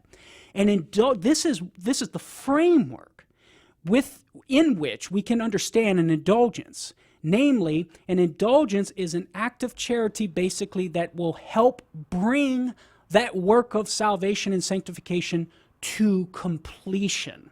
So it's important that we contextualize indulgences within this understanding of the process of sanctification. We're forgiven, we're in right relationship, but there's still a process of sanctification that's needed, and indulgences help bring that process of sanctification to completion. Particular acts of love or mercy that the Church says, hey, when you do that act under certain conditions, it's going to contribute to bringing that process of sanctification to completion, which has to do with remitting those temporal consequences due to sin. The consequences that, where the wheel, is turned in on oneself due to sin. And through these acts of love, through indulgences, it's going to help reorient the wheel rather than ego in to ego out, right? Oriented toward other people and toward God, satisfying the temporal punishment due to previous forgiven sins.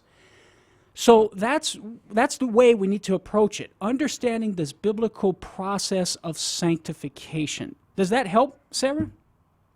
That helps me a lot. Thank you. Okay, fantastic. Go ahead. I do have one more question.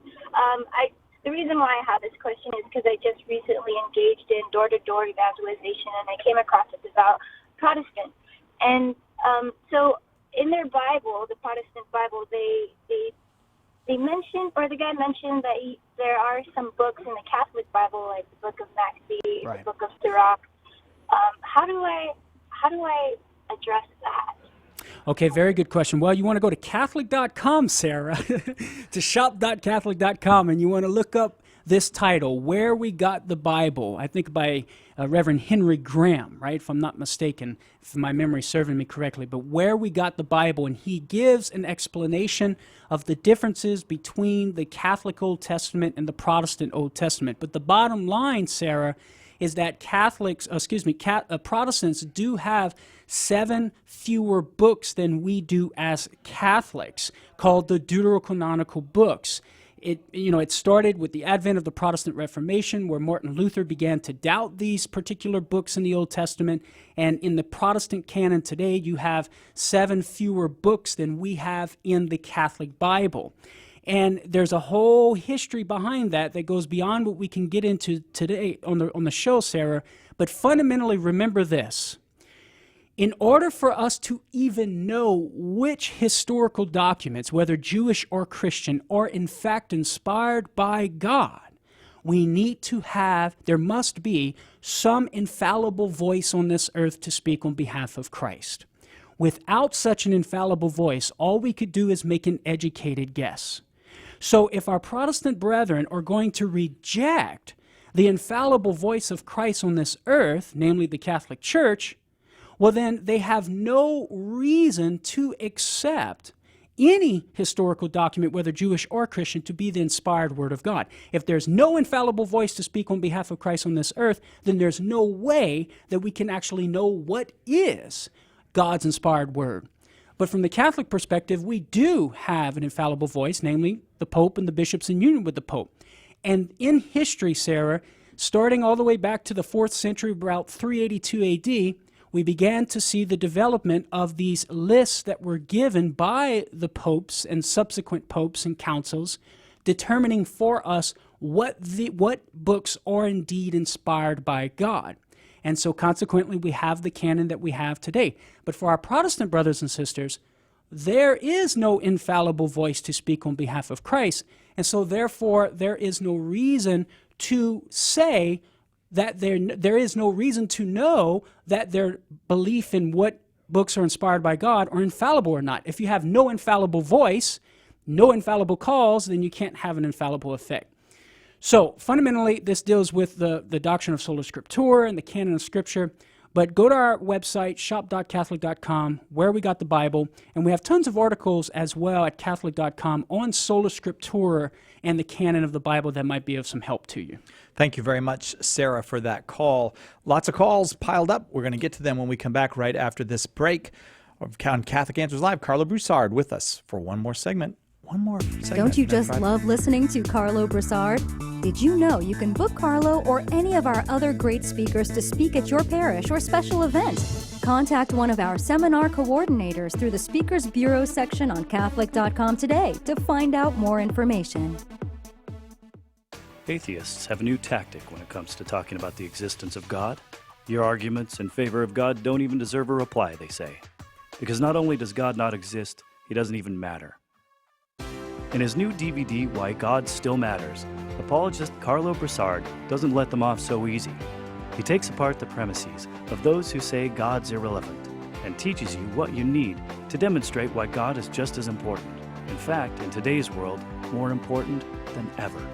Don't let atheists shut down the argument before it begins. Get your copy of Why God Still Matters by calling 1-888-291-8000, logging on to Catholic.com, or asking for it at a good Catholic bookstore near you. Catholic Answers Live is brought to you in part by CatholicSingles.com, the website for Catholics who want to meet others who share their faith and values for faith, fellowship, and love. You can learn more at CatholicSingles.com. Catholic Answers Live thanks CatholicSingles.com for their generous support. The Catholic Answers Minute. I'm Father Vincent Serpa. In John 15:12, Jesus said to his disciples, "This is my commandment, love one another as I have loved you. No one has greater love than this, to lay down one's life for one's friends." He said that he called them friends because they had told them everything he had heard from the Father. It was not you who chose me, but I who chose you and appointed you to go and bear fruit. You who are listening, you exist. You are who you are by his deliberate choice. Everything about you, your personality, your talents, your limitations, the grace that enables you to believe, your volatile temper, your disordered sexuality, your penchant for control, or whatever your cross happens to be, everything is a matter of his design. He has disclosed himself to you and has given you his very life. What do you choose in reply? Is there any good in your life that you could possibly withhold from it? I'm Father Vincent Serpa for Catholic Answers, Catholic.com. Call now with your question, 888-318-7884. This is Catholic Answers Live. Overcoming obstacles to Catholicism. Our topic today with Carlo Broussard. Taking your questions, we go now to Anonymous in Palo Alto, California, listening on Immaculate Heart Radio. Anonymous, your question for Carlo. Well, the question was why I can't be a Catholic. Okay. Lot offering to let the angry mob rape his daughters, saying he'd send his daughters out for them to rape them. I mean, there's just no justification for that. I mean, I know I've read articles and I've said, well, it's because this, that, and the other thing. But a father offering to let an angry mob or anyone rape his daughters just is horrible. Right. So we're talking about the book of Genesis, Yes. the story of Sodom and Gomorrah. And the Old Testament. Yeah, well, Anonymous, I couldn't agree with you more that it is an atrocity. But your objection to becoming Christian or Catholic or whatever you're objecting to, I'm not quite sure, but let's just say you're objecting to the Bible in general, that presupposes the understanding that the Bible and God and the church is approving of what Lot did. But nothing could be further from the truth. It's important to remember, Anonymous, that just because the Bible includes or narrates atrocities and certain behaviors that are immoral, it doesn't follow from that the Bible is approving those immoral behaviors. I mean, for example, take the New Testament, right? The New Testament recounts how Judas betrayed Jesus Christ. Nothing could be more atrocious than that, betraying the Lord, even with a kiss. Nothing could be more evil than crucifying the Son of the living God. But just because the New Testament narrates those events, it doesn't follow that the New Testament is approving of those immoral actions. Anonymous, a book that might be very helpful for you, and Sai is going to put it here for our Facebook watchers, our viewers there, is a book entitled Hard Sayings by my colleague and friend Trent Horn.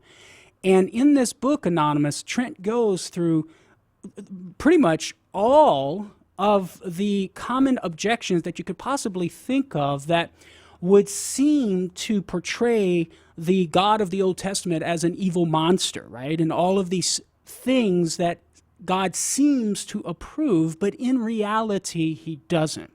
So there are many other objections, there are many other examples in the Old Testament that I can't get into here on the air, but I would highly encourage you to get a hold of Trent Horn's book, Anonymous. Thank you. All right. Thank you very much. Yeah, and you can do that by going to Catholic.com, actually shop.Catholic.com. Just type in Hard Sayings, and I guarantee you, Anonymous, you will not be disappointed. Trent's book, Hard Sayings, it's one of its kind, right? Yeah, it's very unique, and he does an excellent job in it addressing some of these hard Bible passages that on the surface seem to contradict the all good nature of God, but when you dig deep and see it within its literal historical context and the genre of the book, etc., all of the objections simply fade away. Thank you very much for that call. Anonymous, we go now to Colleen in Lake Forest, North Carolina, listening on 103.5 FM. Colleen, you're on with Carlo Broussard. How are you? Doing well. Hey, I want to thank you first for your show here. This is fantastic. I've tried to call in several times, but I haven't been able to. And this is actually perfect. It's up my alley. Okay. I grew up Catholic, and my dad was a Catholic school principal, and I talked to the gentleman who was very cordial on the phone about it, and I have hard feelings for the Catholic Church. We had physical and verbal abuse to the point where I shouldn't be alive. And I'm sorry. I'm very, very sorry. Even now, more recently, sexual abuse is not to me, thank God, hasn't happened, but I've gotten involved by accidentally in a case and had to go, I'm actually even involved with the police and lawyers with you guys, and pretty serious stuff. Right. And I really, the other thing is I went to the Catholic Church for years, and I tried to believe your beliefs, and I did. I mean, certain things I find to be logical, like I do, like your rosary and certain things, but some of the catechism and stuff, it was very interesting, and I've listened to a lot, but I really, and please no disrespect, because I've been cussed out so many times by priests and nuns and so many people in your name, but I just don't believe it. And I know for a fact that after having some bizarre situations. Right. Like I should not even be alive because of your church or that entity. Sorry, no disrespect. Sure. But I guess the question is like, well, one, the police are already involved. I call 911 anytime I need to for you guys because that's where it is. But two is like, how do you make peace with that? I do go to a Methodist church, and I know that's probably a sinner in your case for you, but it's not. I will tell you this. All I learned from the Catholic Church was hating, killing people. You mock so many different religions. And even what you guys were saying about like Protestant people, this people, I had a guy who was, and this happened in college a long time ago, but he was gay, and this priest told him to commit suicide, and he did, and I saw it. So, Well, Colleen, yeah, go. No, it's fine. It's a lot. It's a lot. That's all. So Yeah. I want to give Carlo a chance to respond. So hang on for just a second. Let's let Carlo do that. Yeah, well, Colleen, thank you for calling. And first of all, let me just say, on behalf of all of those who have sinned against you, let me say I'm sorry. We are all sinners, and unfortunately, some are graver sinners than others. Excuse me. However, to your question, how do we make peace with it? Well, listen, Colleen, I'm going to try, and listen, I want to just empathize with you in the hurt that you're experiencing. This is a huge emotional burden that you unfortunately have to bear. This is a cross that you have to bear that has been put upon you by the shortcomings and the sin of those of us here in the Catholic Church. But I want to try to zero in on the logic of what the objection would be. It seems to me that the objection is because there are members of the Catholic Church that have hurt me, therefore I should not be a Catholic. If that's what you're saying, which it seems to me that's the underlying driving argument, well then you have to, if you take that logic, Colleen, and apply it to Christianity in general, you're going to have to leave Christianity. Because the same logic would apply. Because the very first apostles were sinners. Judas betrayed Jesus. The apostles left Jesus hanging on the cross. And if I follow that logic, Colleen, well then I would have to reject Jesus and the Christian religion as a whole, because the first pastors of the Christian religion were grave sinners. But obviously we don't want to do that. So my point, Colleen, is how do we make peace with this? First of all, on a reasonable level, I don't want to leave Peter because of Judas. There's always going to be a Judas, Colleen. There's always going to be weeds growing up along the wheat, as Jesus said in his parable in the Gospels. There's always going to be those who fail in living according to the standards of Christianity. But that should not move me to reject the church that Jesus gave us as a gift for the gifts of truth and life. Now, how do I deal? That's on the intellectual level. But how do I deal with the emotional stuff, the emotional baggage? Well, first of all, we just got to stay close to Jesus, which I assume you're already doing, Colleen.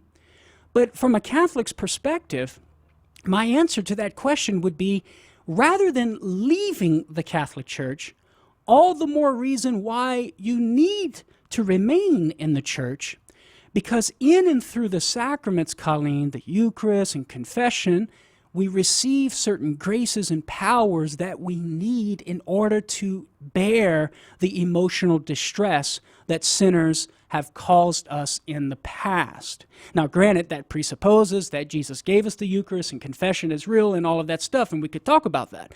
But the point being is that it is the grace of Jesus Christ in the sacraments in the Catholic Church that are going to help you the most to get through the darkness of the emotional burdens that have been placed upon you by the shortcomings of those in the past. Well, I'm sorry, my little screen is a little messed up. Colleen, I don't know if you're still there. Colleen, are you there? Yes, sir. Yeah. I'm sorry. I didn't mean to interrupt you, but we just have such limited time. I wanted to make sure that. Go. Thank you so much, and I appreciate your time. I'm in a church, but I just could never go back to the Catholic Church because I believe it's just not truly Christian. So, but I wish you all the best, and thank you for your time and your information, and good luck. So. Okay, Colleen. Yeah, so, Sai, this is a comment. Unfortunately, I'm so sorry for Colleen that she has been scandalized in the way that she has of Catholics failing to live up to the standards of Catholic Christianity and the moral standards, and has caused hurt in her life. But ultimately, there's always going to be a Judas. And if Jesus gave us Peter and consequently his successors to guide and lead the flock of God here on earth, then we don't want to leave Peter because of Judas. And that's why we shouldn't leave the Catholic Church just because there are some members of the Catholic Church that fail in their responsibility to be the Christian and the saint that they're called to be. Amen, brother. I'm glad we got to listen to Colleen, though, because I think sometimes you don't want to block your ears to it, because we are human and we need to be reminded. Amen. Especially because the Lord said to who's received much, much would be expected. And in our Catholic faith, we have received infinite graces. Yeah. And if we don't live them out, we hurt people. That's right. And we can't make the mistake, Si, to judge the teachings of a particular religion, whatever it may be, based upon the members of that religion that happen to fail to live up to those teachings. Right.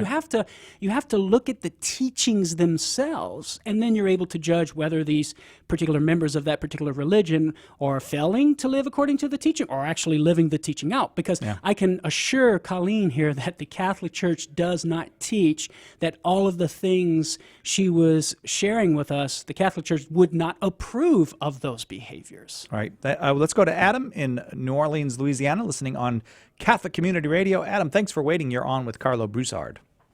Thank you. I'm a lifelong Catholic. I've completely studied my Catholic faith as an adult, and I'm convinced that it is truly the words of eternal, the way of eternal life. However, that doesn't mean I don't have a couple of 2 or 3 problems within the church. Sure. And they are this. Number one, the assumption of Mary. I consider Mary my spiritual mother. Beautiful. I love her. I feel that way about her, and I accept the dogma simply because it's a teaching of the church. However, I am not convicted of that belief in the church. The other question would be Mary being the mediator of all graces. Okay. And I'd appreciate if you could. I've read all the books, even the ones offered on TEWTN. Well, Adam, I'm really sorry to interrupt you, but time is so short. I Yeah. want to give Carlo time to answer. So we've got your questions. Okay, so here we go, 60 seconds, right? Okay, Adam, thanks for the questions, my friend. First of all, with regard to Mary's bodily assumption, this is something that has been dogmatically defined by Pope Pius XII in 1950. So we would believe it and accept it based upon the authority, on the Word of God as interpreted by the authority of the Catholic Church, and take it to be an infallible teaching. So your belief in that is reasonable. Now, it seems to me that you're asking for maybe maybe you don't see the evidence for it, maybe in Scripture or in the early Church Fathers. That's a whole different question. But by you accepting it based upon the authority of the Church and the Word of God, that's faith. That's good. Now, the evidence for it we see in Revelation chapter 12, verses 1 through 5. John describes the woman, which we know to be Mary. He describes her with a crown of 12 stars above her head, the moon underneath her feet. You refer to Mary as the spiritual mother, which comes from that very Bible passage in Revelation chapter 12, verse 17. So we have biblical hints to Mary's bodily assumption, and then you have Pope Pius XII giving a formal definition to it. With regard to Mary as mediatrix of all graces, Mary is the mediatrix of all graces inasmuch as she brings the fullness of grace and truth to us, namely Jesus Christ, but also God has bestowed upon her a unique role as the Queen Mother and the new restored Davidic kingdom, the Church, that throughout time she will intercede for us, and through her intercession, Jesus gives us the grace from the throne of the Father. And for our book, Behold Your Mother by Tim Staples. Carlo Broussard, thanks so much for being You're with welcome, us this Si. hour. It It's was always fun. good to end Friday with Amen, you here. brother. And Carlo and I will hang around after. If we'll be on Facebook Live, YouTube Live, or Periscope. Just search under Catholic Answers, and you can find that if you're not already on. If you're already on, hang on, because there's more to come. Jesus Christ is the light of the nations. We'll see you next time on Catholic Answers Live.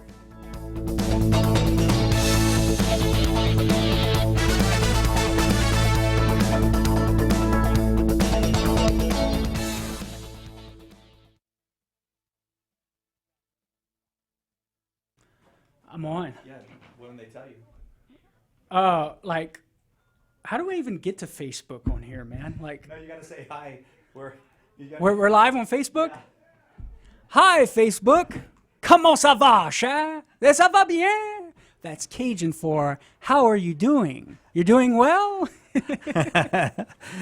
Carlo, sorry, I didn't mean to leave you in charge. Welcome to Catholic Answers After Hours. After hours, or What is it? What is it going to be, Si? Here's the deal. So not everybody likes the name Catholic Answers more. After hours. And Nathan has. You should probably come in here too, Nathan, because Nathan has come up with a name for it.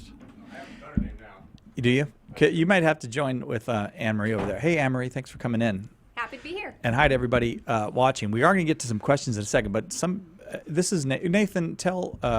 Share your name, your better name for Catholic Answers More. So I'm not a huge fan of Catholic Answers More. Originally, my idea was Catholic Answers Gravy, which I thought Carlo would like. Because we're gravy, Yeah. and I like rice and gravy. Oh, me too. But I'm sort of leaning towards Catholic Answers Scraps now. No, what are you talking about? Because That's terrible. Because That sounds like Jesus. You eat the dog, well, even the dogs eat the crumbs from the table. Right. Hey, Jeffrey on Facebook responding to what you just said. He came up, this is actually a really good one. Catholic Answers, the Apocrypha. I like that. That's That is pretty good. That's very good. Well, the apocrypha means false. So it would have to be the Deutero. Deuterocanonical. Deutero Catholic Answers. The appendices, right? The appendix. Catholic Answers appendix. The appendices. Anne-Marie, you were here with us last week. Yes. Nathan, I don't think you were in here. I was not. Did you no. come in? You didn't No. invite me in. Oh, that was such a good choice on my Did you part. come in at the end? I did actually. I did say like bye at the end. Yeah. Well, like Chuck needs to come in here with those cool glasses. He's Oh my gosh. studying over there. Look at Chuck, and he's eating an orange. With and his, he's all- with his banana. Oh, he's got a banana. Okay. Yeah. Let me say hi from a few people from the internet, and then I got a question for you. And maybe you guys want to be the apologist for a minute. You answer the question, and then Carlo will fix all the damage that you do. All right. Sure. How about Marianne says Catholic Answers, etc. No. What? Good yeah, that ideas. was Keep them mean. coming. Keep the ideas coming. I don't guess that was Marianne Conk. What no? No. Okay. My best friend's But wife we want is to named encourage Mm-hmm. more answers. So Yes. I mean, like Yes. it's Wait, how about this? Margot says, how about Cy and the Knuckleheads? What do you guys think of that? Is that because I'm on right now? What's No, Margot knows this. I used to, when we would fill in for Patrick Madrid on Immaculate Heart Radio, Kaylin was Patrick's producer, and she would do the show with us, and then I would do it with Don Johnson, and we called the show Kaylin and the Knuckleheads on those days because Don and I were, and Don's not a knucklehead. It was really only one knucklehead, but I had to. Jeffrey says hi. Margot, hi. Cherie says hi. What does Cherie mean? Well, I know we say Shari, like baby or okay, all right. honey kind of thing. All right, and she also said hi, Carlo, LOL, and then hi, Sha. And Kathy says more. Yes, she just wants it to be called Catholic Answers More. Okay. Well, no, we appreciate that. You have people on your side. Right. Yeah. You have to have your say. I must admit, I don't have anything against Catholic Answers More. But you know what? Everything I come up with as a title gets thrown away anyway. So really, I kind of like the Cy and the Knuckleheads I'm not one. good. I'm not good. Cy at and the that Knuckleheads. stuff. You like that? What about? I thought Chuck was coming in here. because we'd like to introduce people. Yeah, Chuck needs to And come Chuck in can here. tell us about his donuts. He's got that some he great brought in. glasses on Chuck right now. has No, some look very at- good news as I well. don't Chuck, know. by the way, How do for you our know? Is listeners, it- for is our it public viewers, news? I don't what know. is this? Chuck, for our viewers, Chuck is our webmaster guy. He's the one in charge. of, like, Webmaster the guy, yeah. internet stuff. Yeah. He's the Yeah. person who's behind the scenes, but Oh, it's there's Chuck. really They got him on important. camera. Yeah, and he like has some super Oh, awesome news. he's coming in. Here he comes. Here comes Chuck. Yeah. Oh man, you got to keep the sunglasses on, I brother. have a 9-month-old son. He's amazing, but we don't get any sleep because of him. Wait, and what else? Now, we just found out we're expecting our second. Oh my gosh! Yay. Yeah. Wait, Fun is gonna go up, sleep's Chuck- gonna go down. Well, Check hey, me. explain how you told the staff. and get on the mic while you say this, because I have a reason to tell you to get on the mic. Go ahead. Write down on the mic and tell us how you told her. I got some donuts, and then I put a sign out there announcing my our new child. And doesn't he have an What did the awesome sign radio say? voice though? Like He I'm does. always thinking, like he should do like all the voiceovers and like he has an My awesome name is voice. Chuck. You're I know. listening Here to you go. Catholic I'm Answers. like- Chuck and I'm having another Twitching right now. I'm so nervous. You actually Really? have a really good I- voice. If I do my radio voice, I'm Chuck, and I just keep having babies. I can't stop. I'm gonna bring donuts into. You have to understand. Congratulations, Chuck. Great job, Yay, Chuck. Chuck! Way to go. There are so many babies, brides, and grooms around here. We It's just had a wild. wedding, Gary and Rochelle. Yeah, we right? talked a little. Yeah, right. I'm looking for a question for you, by the way. Chuck's So got a that's why new I'm looking baby down. on the way, and we got our Nathaniel Benedict. He's going to be born July 15th. So that's right around the Good corner. name. Good Yeah. name.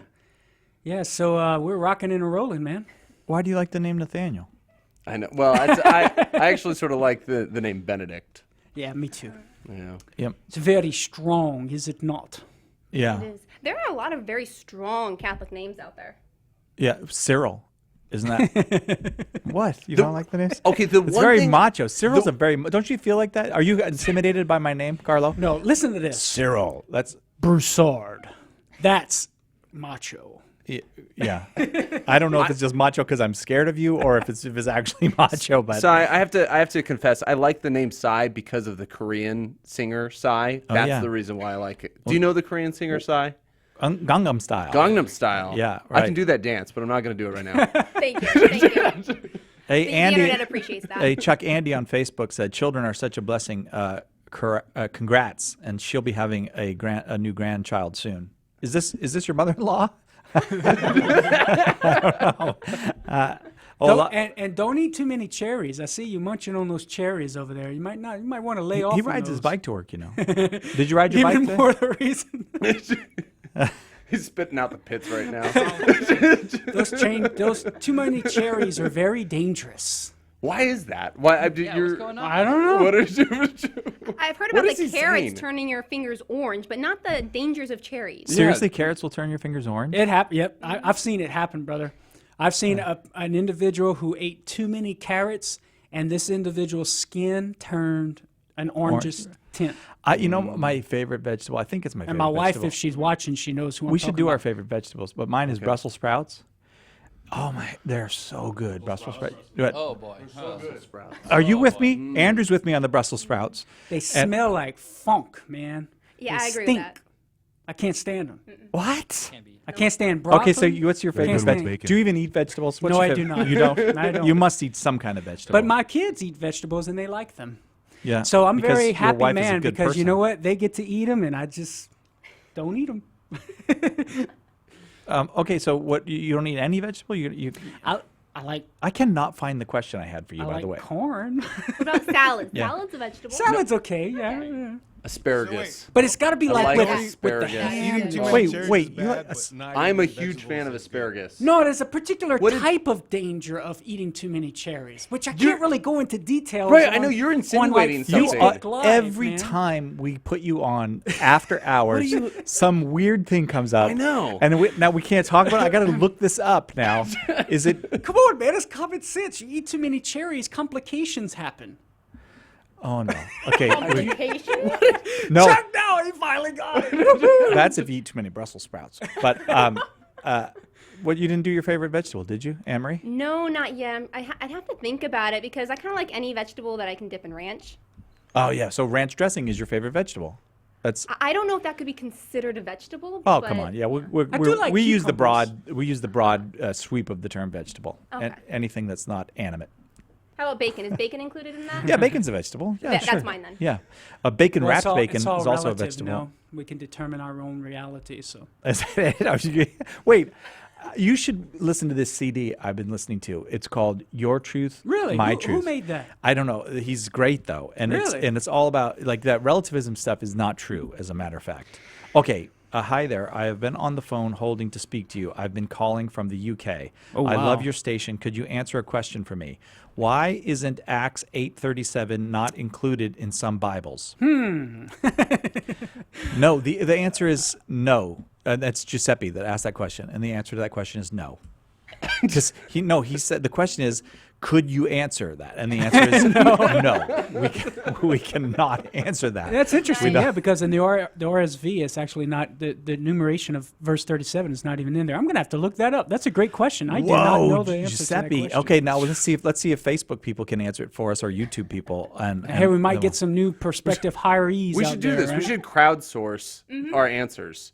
Some of them will be terrible, but we'll get some. Every once in a while, we'll get a good one. Yeah, I think so. Crowdsourcing. I mean, that's all the young kids are doing it, Si. Crowdsourcing? You know what crowdsourcing Well, is? yeah, but isn't really in a sense isn't Wikipedia just crowdsourcing because Yeah. it's publicly edited? Right. Yeah, that's a form of crowdsourcing. Yeah. Hey, Adam. I'm not Jimmy Aiken, Come so on, I Adam. can't answer that question. That's a Jimmy Aiken question there, brother. Yeah, he would know that one, huh? Yeah. You know why Jimmy would know that one? Because he knows everything. He does. He Um, does. And sometimes I think he's just making the answer up because he knows you don't know the answer. No, I don't really think. Oh, Adam, I was going to have you come over this way. but- There was only one time when I asked Jimmy Aiken a question and he didn't know the answer, and when he told me that, he said, I don't know the answer, but he didn't know the entire answer, But he but knew, he he knew a part of He it. knew like half of it. Yes. What? I don't know what we're doing. Hi, Adam. It's Adam. Carlo? You have to talk in the microphone. Right into the mic. Hi. Tell us what you do here at Catholic Answers, Adam. I am in the IT department. And what is the IT department? Oh, it's Everyone knows that, Carlo. try to ask a question no one knows the answer to. Don't ask me, brother. Interview 101. So what is a pizza? it's a round thing. It fuels the IT department. Is what it is. I just know IT. It has something to do with technology, right? Yes, right. It's right. What you know? What information technology or internet technology? I would say information technology. It's information technology. What do you say, Emery? Since he's the one that fixes everything when it breaks, I'm just gonna agree with him. Yeah. My printer doesn't work. We fixed that already. My printer doesn't work. Oh, okay. It's fixed. Yeah. Well, if you keep breaking the printer, I can't really. Oh yeah, that's true. Fix the user. I gotta ask you this though, Adam. So you're the IT guy at Catholic Answers, but you're also like it's not just like you could be an IT guy anywhere. Why be an IT guy at Catholic Answers? Well, this is the place to be. Catholic Answers rocks, man. Maybe flesh that out a little. It's a great mission, and I love everything we do here. So yeah, it's whatever we can do to further the faith and give people the answers they need. Whatever I can do in the background to make sure that keeps moving. And yeah, I'm all for it. Isn't he awesome? That's really good. Adams, you wouldn't have come up with something that good. No, I would you? wouldn't have. No. Absolutely not. What, Nathan Poe wouldn't? No. That's not his strong. Yeah, but Adam put me in a chokehold today. He was showing me some. Hold on. Hold on. Hold on. He was showing me some of his wrestling moves. Hold on. Nathan started it, and I ended it. Started. He jumped on my back, and I ended it. No, I was giving you a hug. So y'all were wrestling at Catholic Answers? Come to Catholic Answers for MMA Championship. What? Put him in a chokehold right now. Yeah, but Adam would like to see the chokehold. Put him in a chokehold. The Fridays get a little wild here on the last hour, and we love it when Carlo's here because it's. But Stacy Trasenko, she hit it out of the park She today. rocked the house? She was good, huh? She's so smart. It freaks me out. Like, yeah, and 7 kids, and she loves the rodeo. And she got her office set up pretty nice there. I know, right? because she last just time moved. we're on moving day, she came on. I Yeah. told her, I think she's like, well, if I say I got to cancel, like that we'll never have her on again or something. But like, she's like, striking her out kind of yeah, thing? no, not with with some people that would be the case. Oh, yeah, but not with Stacy. No. Did you just say she has 7 kids, is moving, and came on Catholic Answers? No, that was last time she was moving. This time she's more settled. I'm assuming the 7 kids are still there. All right, so Fred, I don't know if you're supposed to say people's last names, so I just say first name. Fred on Facebook writes the following. Acts 8:37 is not included in many Bible translation because it is not found in the oldest and best translation of Acts. There is no attempt to cover it up, as you can find it with an explanation in the footnotes of most Bibles. Yeah, here's a commentary. One of the commentaries says, though known to St. Irenaeus, it's not in the best manuscripts and perhaps began as early gloss to fulfill the need of some confession of faith. So, but Irenaeus is very early. So for example, it's in the Douay-Rheims, like Acts 37, you'll find in the Douay-Rheims, but the Revised Standard Version, it's not there. So it has to do with manuscript discrepancies and stuff. And there are not very many. I was, like when you think about the Dead Sea Scrolls, you all know the Dead Sea Scrolls, right? And so it's the oldest book of Isaiah. The complete book of Isaiah is found in the Dead Sea Scrolls. It dates to hundreds of years before Christ. The oldest before that was from about the year 600 or 700. I don't remember which one it was, 6 or 7. So they compare the text, and there are discrepancies between them, but they're almost all like spelling discrepancies. They spelled Sabbath differently or something like that. Same with the New Testament, yeah. Trent deals with that in his book, Hard Sayings. He has a section. It's incredible fidelity, actually. Correct. They're very reliable. So they're not substantial enough to take away from the meaning of the text. No, right. So when it gives you the veneration of the text, the sense that these are really important things to have. But in order to know they're inspired, as I mentioned on the air, you need an infallible voice for that. Yes, or my mom. My mom taught me. That was good enough for me. I actually didn't need more than that. Sorry, brother. Not good enough on the objective level. Really? Well, yeah, that's true. Not everybody has to listen to my mom, but I have to listen to my mom. And especially when I was a little kid, I had to listen to my mom. And, what? Oh, I don't know. So, Carlo, I feel like you're not carrying your weight. Hey, man. You need to talk more. I just worked for an hour, man. Give me a break. I just worked for an hour. I worked for an hour. Who says that? I worked for an hour. Screening. Like people. Like I wonder. Yeah, I must say Nathan has the hardest job in call screening. Just on Fridays. Hard Just work. on Fridays. Yeah. I would much rather be here than on that computer taking people's calls. Yeah. And typing it all out and having to sift through that. So Right. kudos to you and to all the other But that's ladies. not your everyday No, job. it's not my everyday Nathan job. helps us out what you do here at Catholic Answers is you keep the lights on. I am the development officer. Yeah. So I raise money. Yeah. So for all those in Facebook land or YouTube land who have money, call me. Well, even if you don't. No. Bring it on. Bring it on. Keep the lights Dish on. it Absolutely. Okay, here's this. Here's a question. I don't know how much time we have, but maybe this will be our last question. Andy on Facebook. You know what? You two want to? You can try this before Carlo answers it if you want. We're gonna handle this one. Are you really? Yeah. You don't have to. Like if it's too hard, you can just Right, pass. we can punt. But please, just nothing blasphemous. I know that no blasphemy would come out of you, Anne Marie, but I have to say it for Nathan. That's probably true. What I want to know, Andy writes, is if Jesus is also God. It's not that he's also God. That's not. Well, I don't want to get it. All right, if Jesus is also God, then why does he not know when he will be coming again? Matthew 24:36. Either of you want to give it a shot? No, I don't want to give that one a shot. Not. Okay. That is a difficult question. Anne Marie does though. I could look. She just pulled the mic over. Let me take this. I'm going to guess, but Carlo's going to have to probably correct me, because I could be. I'm assuming that I could be wrong, and that is that Jesus, in his divinity, of course, God knows everything, knows when he will be coming again. Jesus, in his humanity, might not. Now, Carlo, how far off am I? Almost there, but not quite. Yeah. Okay. So like St. Thomas Aquinas and many other theologians would say that even in Christ's human intellect had knowledge of his second coming. He had, in his human intellect, he had what is called a relative omniscience, not an absolute omniscience, but a relative. Absolute omniscience only belongs to the divine intellect, and not only knowing what has been, is, and will be, but knowing all possible things. Christ, in his human intellect, by virtue of its union to the divine person, the Word, had a relative omniscience, which is knowing all that has been, is, and will be, right? And consequently, in his human intellect, he had knowledge of the end of time. So the question is, how do you explain when Christ says the Son of Man doesn't know the end of the world, right? I'd like to know that too.